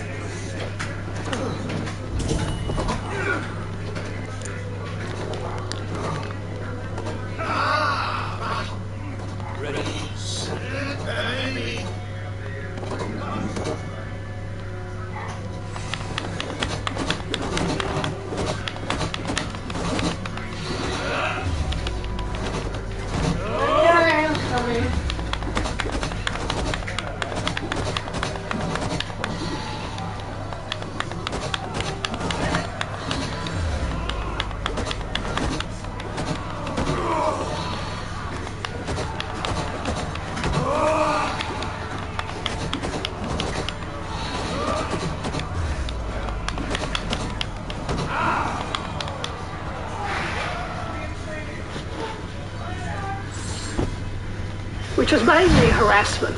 What they mainly came up with was relatively high figures for low-grade harassment, which is mainly a guy looking at a girl in a way she doesn't like. Wolf whistling. Yeah, I know I've heard asking to buy a drink. Because guys, I'm a guy. I know that dudes can look creepy in pubs and clubs because we stand over there, we see someone who's attractive, we go, they're really attractive. We just have this dopey look that comes over us because that's our natural. And many girls like to have dopey looks, you know. The notion that sexual harassment, sexual harassment has shifted from something back in the 70s, which was supposed to be about power imbalance, like a teacher, to something now where it's regarded as the most easily offended person can make a complaint, and that is harassment about a joke, about the way a guy looks at him. And why are we judging sexual harassment on the hang-ups of the most uptight person in our community? That makes no sense. Why are we all required to change our behaviour to comply with these, misfits in our society? That's what of course, my background was sex therapy. I was out there for the first decade of my life telling people to enjoy sex, which is something. And you were one of the first. I was the first. Pretty much the first female, certainly the first female, one of the first out there.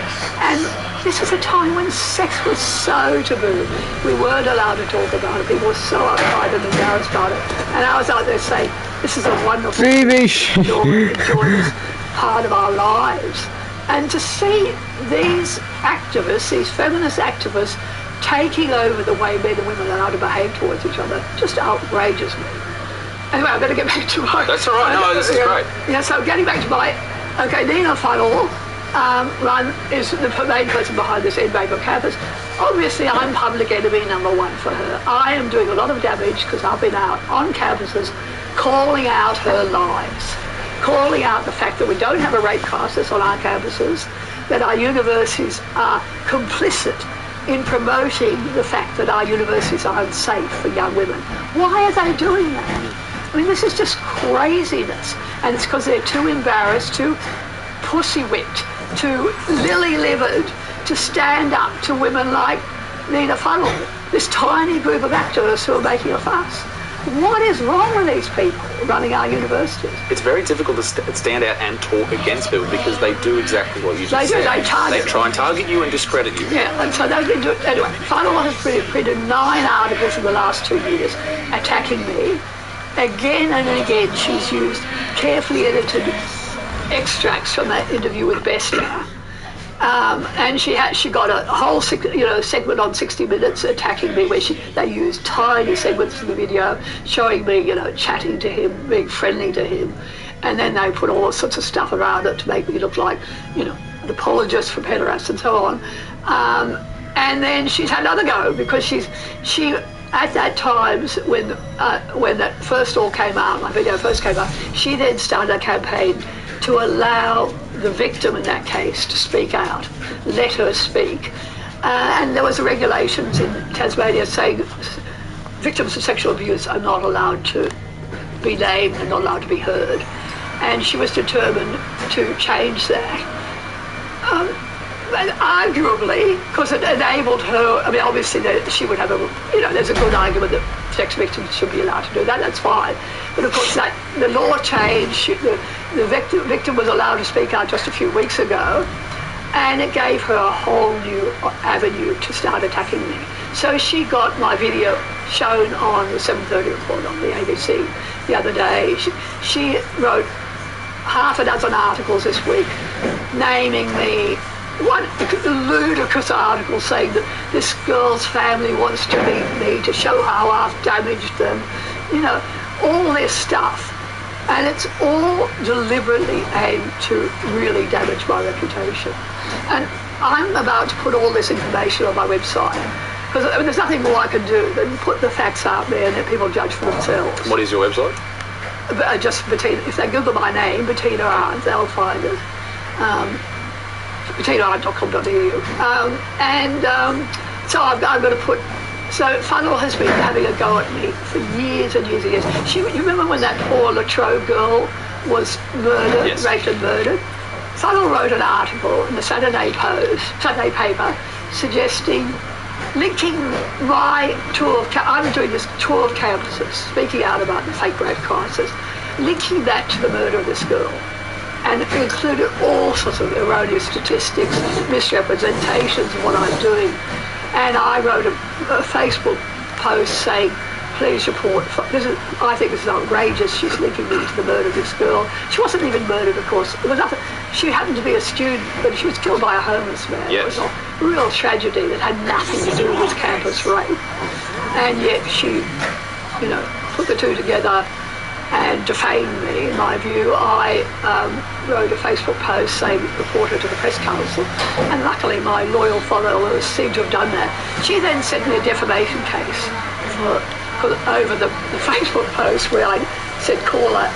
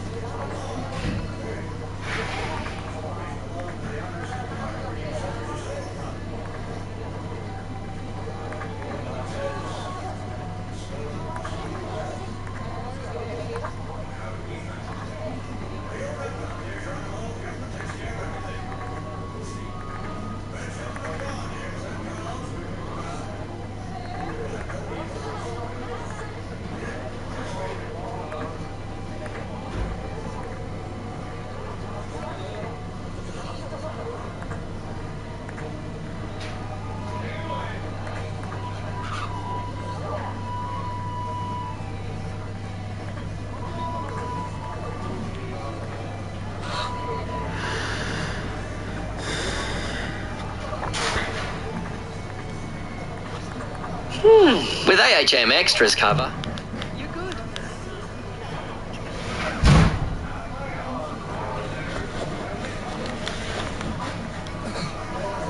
What a perfect figure you have. Poised, towering, perfect. Me? Yes. I cannot help but wonder as you're flighting and striking as you. How do you mean? I just if you fancy. I will fly Perfect. With a wager, I mean.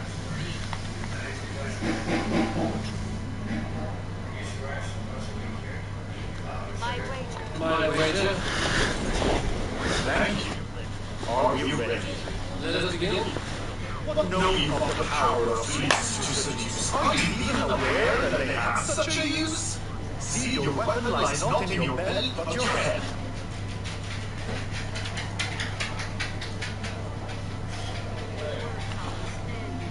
With words I'll ensnare you and put you to bed.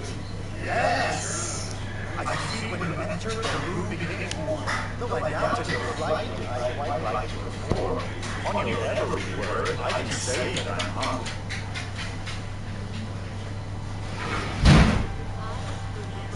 I'm as good with my lips as I am with my tongue. Yes, more!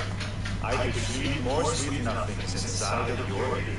Though I warn you, there's some of the lewdest you'll hear. But instead of just telling, I'll happily show.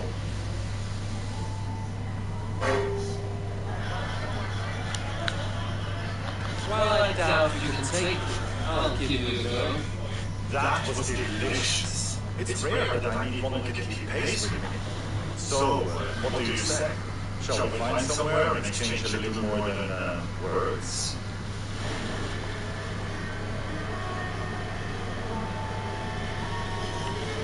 It was only a fight, my wedding piece. Yes, of course. I was only... It was just a game, yes? Friendly banter? It's been a true pleasure.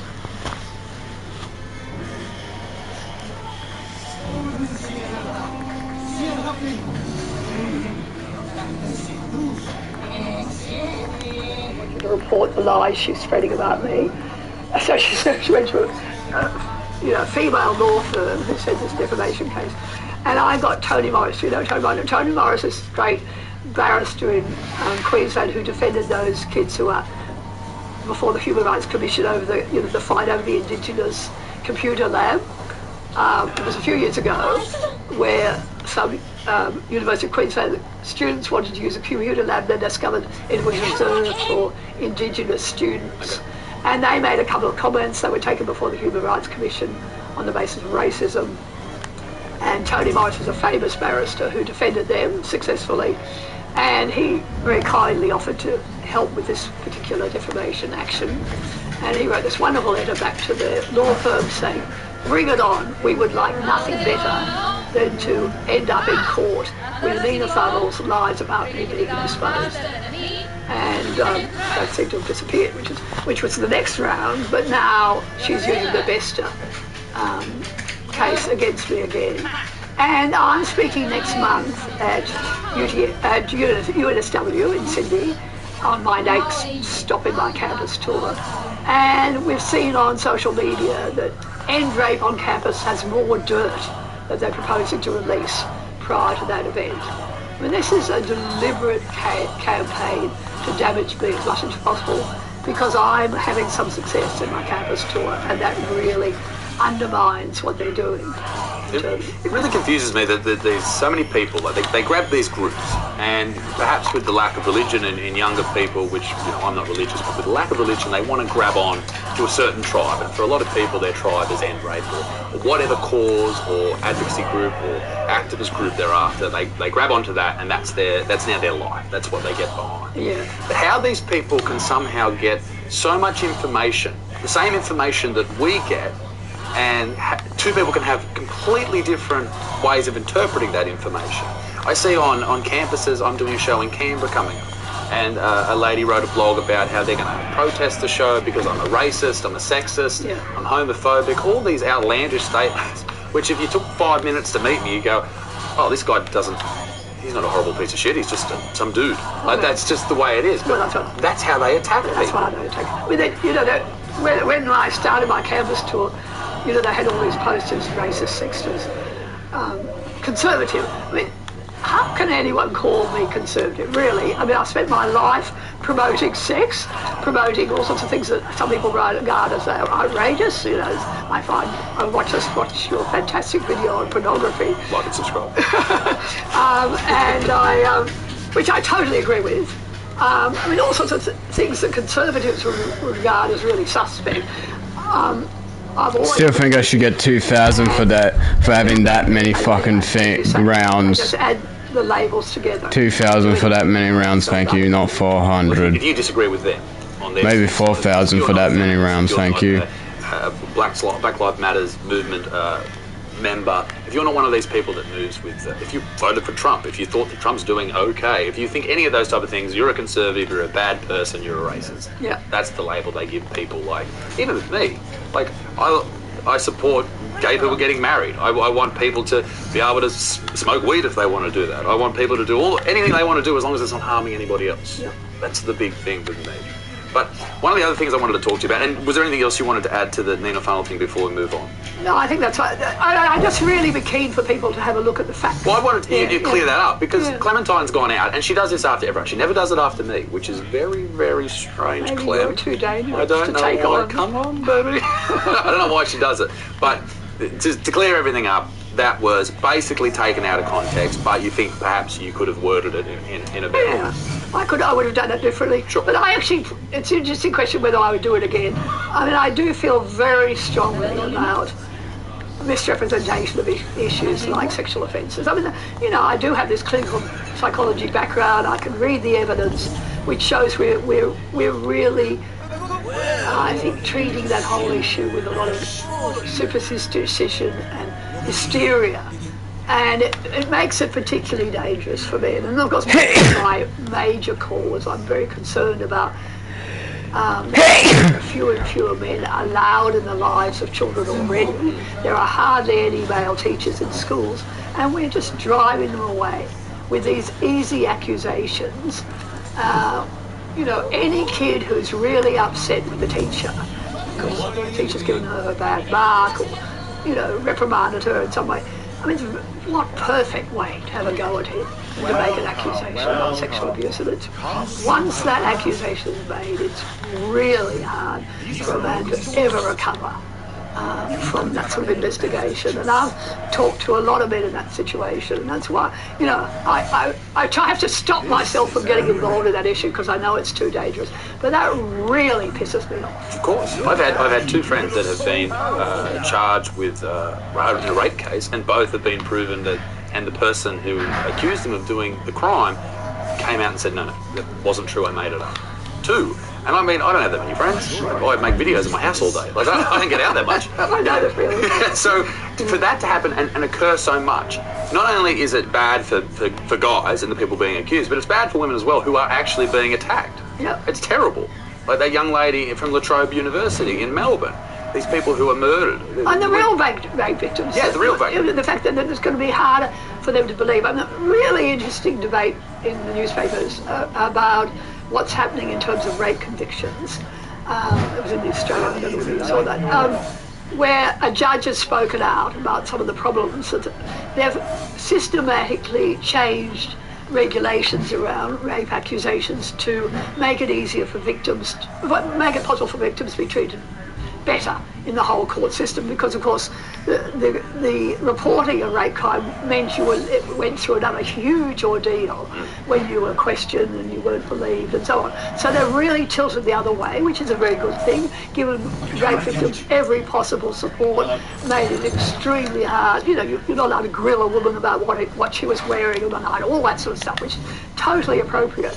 But what's happened now is our police and our public prosecutors don't dare ever challenge a woman's evidence anymore. I mean, it's rare, it's even properly examined. I just talked last week, I did a video with a mum whose 18-year-old son actually went to prison briefly when he was accused of rape, and it turned out, it was all false allegations. He was exonerated in court. He came out of that court and the jury was there clapping and applauding him. Oh, wow. It was an amazing case. And this mother, talking to this poor mother about what happened to her son, just heartbreaking. And what happens to the woman, the accuser? Nothing. Well, so they're trying to get her charged with perjury. Yeah. And she clearly perjured herself in that courtroom and was caught out again and again lying, as was obvious to the jury. And so the jury threw that out. Now, what I was saying is what's happening in our courts generally now is the police are pushing through all the cases because they don't dare say, oh, we don't believe this victim or we don't think there's enough evidence there. The public prosecutors are pushing them all to trial, and then sensible juries make good decisions very often. And so juries don't believe all women. Juries know that sometimes women bullshit about these things and make up stories about these things. Sometimes they're telling the truth and sometimes they don't. And particularly if you have women on the jury, I mean, women can have a very clear idea of the fact that, you know, you can't believe men or women all the time. Your genitals don't decide whether or not you lie. No. And so they sit there and they judge the facts put in front of them, and a lot of these rape cases are falling down because they didn't have enough evidence to start off with, and probably, arguably, we've tilted the law too much to always believe the victim, i.e. the woman, and we're not putting enough emphasis on properly examining these cases before they go to trial and determining whether there's evidence to support them. And of course, then the activists turn around and say, "Look how appalling our criminal system is. All these, these rapists are going to trial and they're not being convicted." I mean, it's just craziness that's going on here. Well, through the Me Too movement, and I know you're very heavily involved with your book, #MenToo. It's interesting to see that on Twitter, particularly. I don't know how much time you spend on Twitter, but it is a shit fight. Oh, I don't. I just post things and I don't even look at it. It's heinous. I follow a lot of feminists and a lot of very far left people. Just for my own entertainment, and it helps me come up with videos. God, it would drive me crazy. But it also, it makes you crazy. But the #BelieveAllWomen is the most ridiculous thing I've ever heard, because you can't #BelieveAllMen. No. So how can you #believe anyone based on their gender? You know, like, you just can't do that. It's so inappropriate. And that's why every day, obviously I hear from lots and lots of men who are so pleased someone is standing up for them, but I am hearing from more and more women. I walk in a supermarket and a 60-year-old woman will say, "Thank God someone's standing up for my sons," you know, or "This happened to my brother," or "This happened to my, son-in-law." My son's not allowed to see his kids anymore. All the things that are happening to men out there are affecting women as well. Because luckily, most men have women who love them in their lives, women who care about them, women who are really upset at what's happening to men in our society. They don't believe all women. They know women tell lies. They're really disturbed that our legal system is now believing everything women say, and denying men proper justice. And I've just got this huge number of people, and I'm just trying to work out what to do with it. You know, I've got this group wanting to help in some way, and that's why I'm systematically now starting to run campaigns of various sorts to take them on. There are lots of people who've had enough, and we have to stand up against this rubbish. You have to, and you see the popularity of people who stand up against things that everyone sits at home and goes, no, that's bullshit. Yeah. People like Jordan Peterson and even Milo Yiannopoulos for some time. Yeah. People like that who just stand up and they, you know, obviously Jordan's very, very different to Milo, but they stand up and they say, okay, well, this is incorrect and here are the facts. And people go, oh, right. But with as far as like with my content that I make a lot of videos that are anti-feminist or not even anti-feminist. Like I think feminism, the word, the definition is great. Equality, of course. You want people to be equal if they want to be equal. It used to be equality. Exactly. I mean, I called myself a feminist for, I don't know what, 30 years or something of my adult life. And then I had enough. Because feminism has nothing to do with equality anymore. It's to do with advantaging women at the expense of men. And I'm not part of that. And neither are most. I mean, I was looking at a recent survey. SBS did a big analysis of sexism and feminism recently. And they found, I think, I can't remember the figures, it's less than 30% call themselves feminists, and it depends, younger women are more likely to than older people. But, you know, numbers are actually going down, and more, you know, something like 75% feel sexism applies to men too. Most people think feminism has gone too far. So there was an overall picture of disquiet in our community. We've got a tiny group of activists who are calling themselves feminists in Australia, and they are having a totally disproportionate voice. And they are influencing policy, they're influencing politicians, they're influencing government. And that's because we, the majority who don't like what's going on, are silenced. And we have to stop that. We have the numbers, and if we start to stand up, we could drown out those noisy, yapping little creatures and have, you know, get governments to listen. You know, someone talked about, well, you know, who was it? One of the wonderful actors, I think it's Eric Weinstein, is it? Yep. He talks about the Chihuahua effect. That, you know, the feminists are like this yapping little horrible dog, and we are the Great Dane.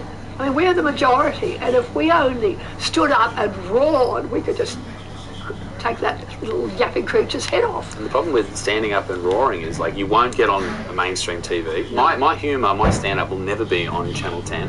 The people... I don't think you're going to get a gig on the ABC, are you? The ABC doesn't want to touch me at all. The Project doesn't like me.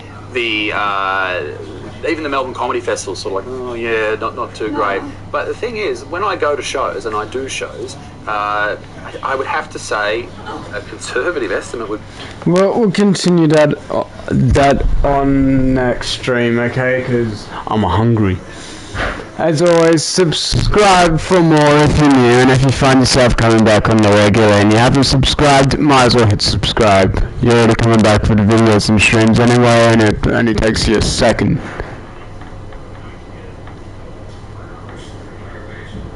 Fucking idiot to do. Peace.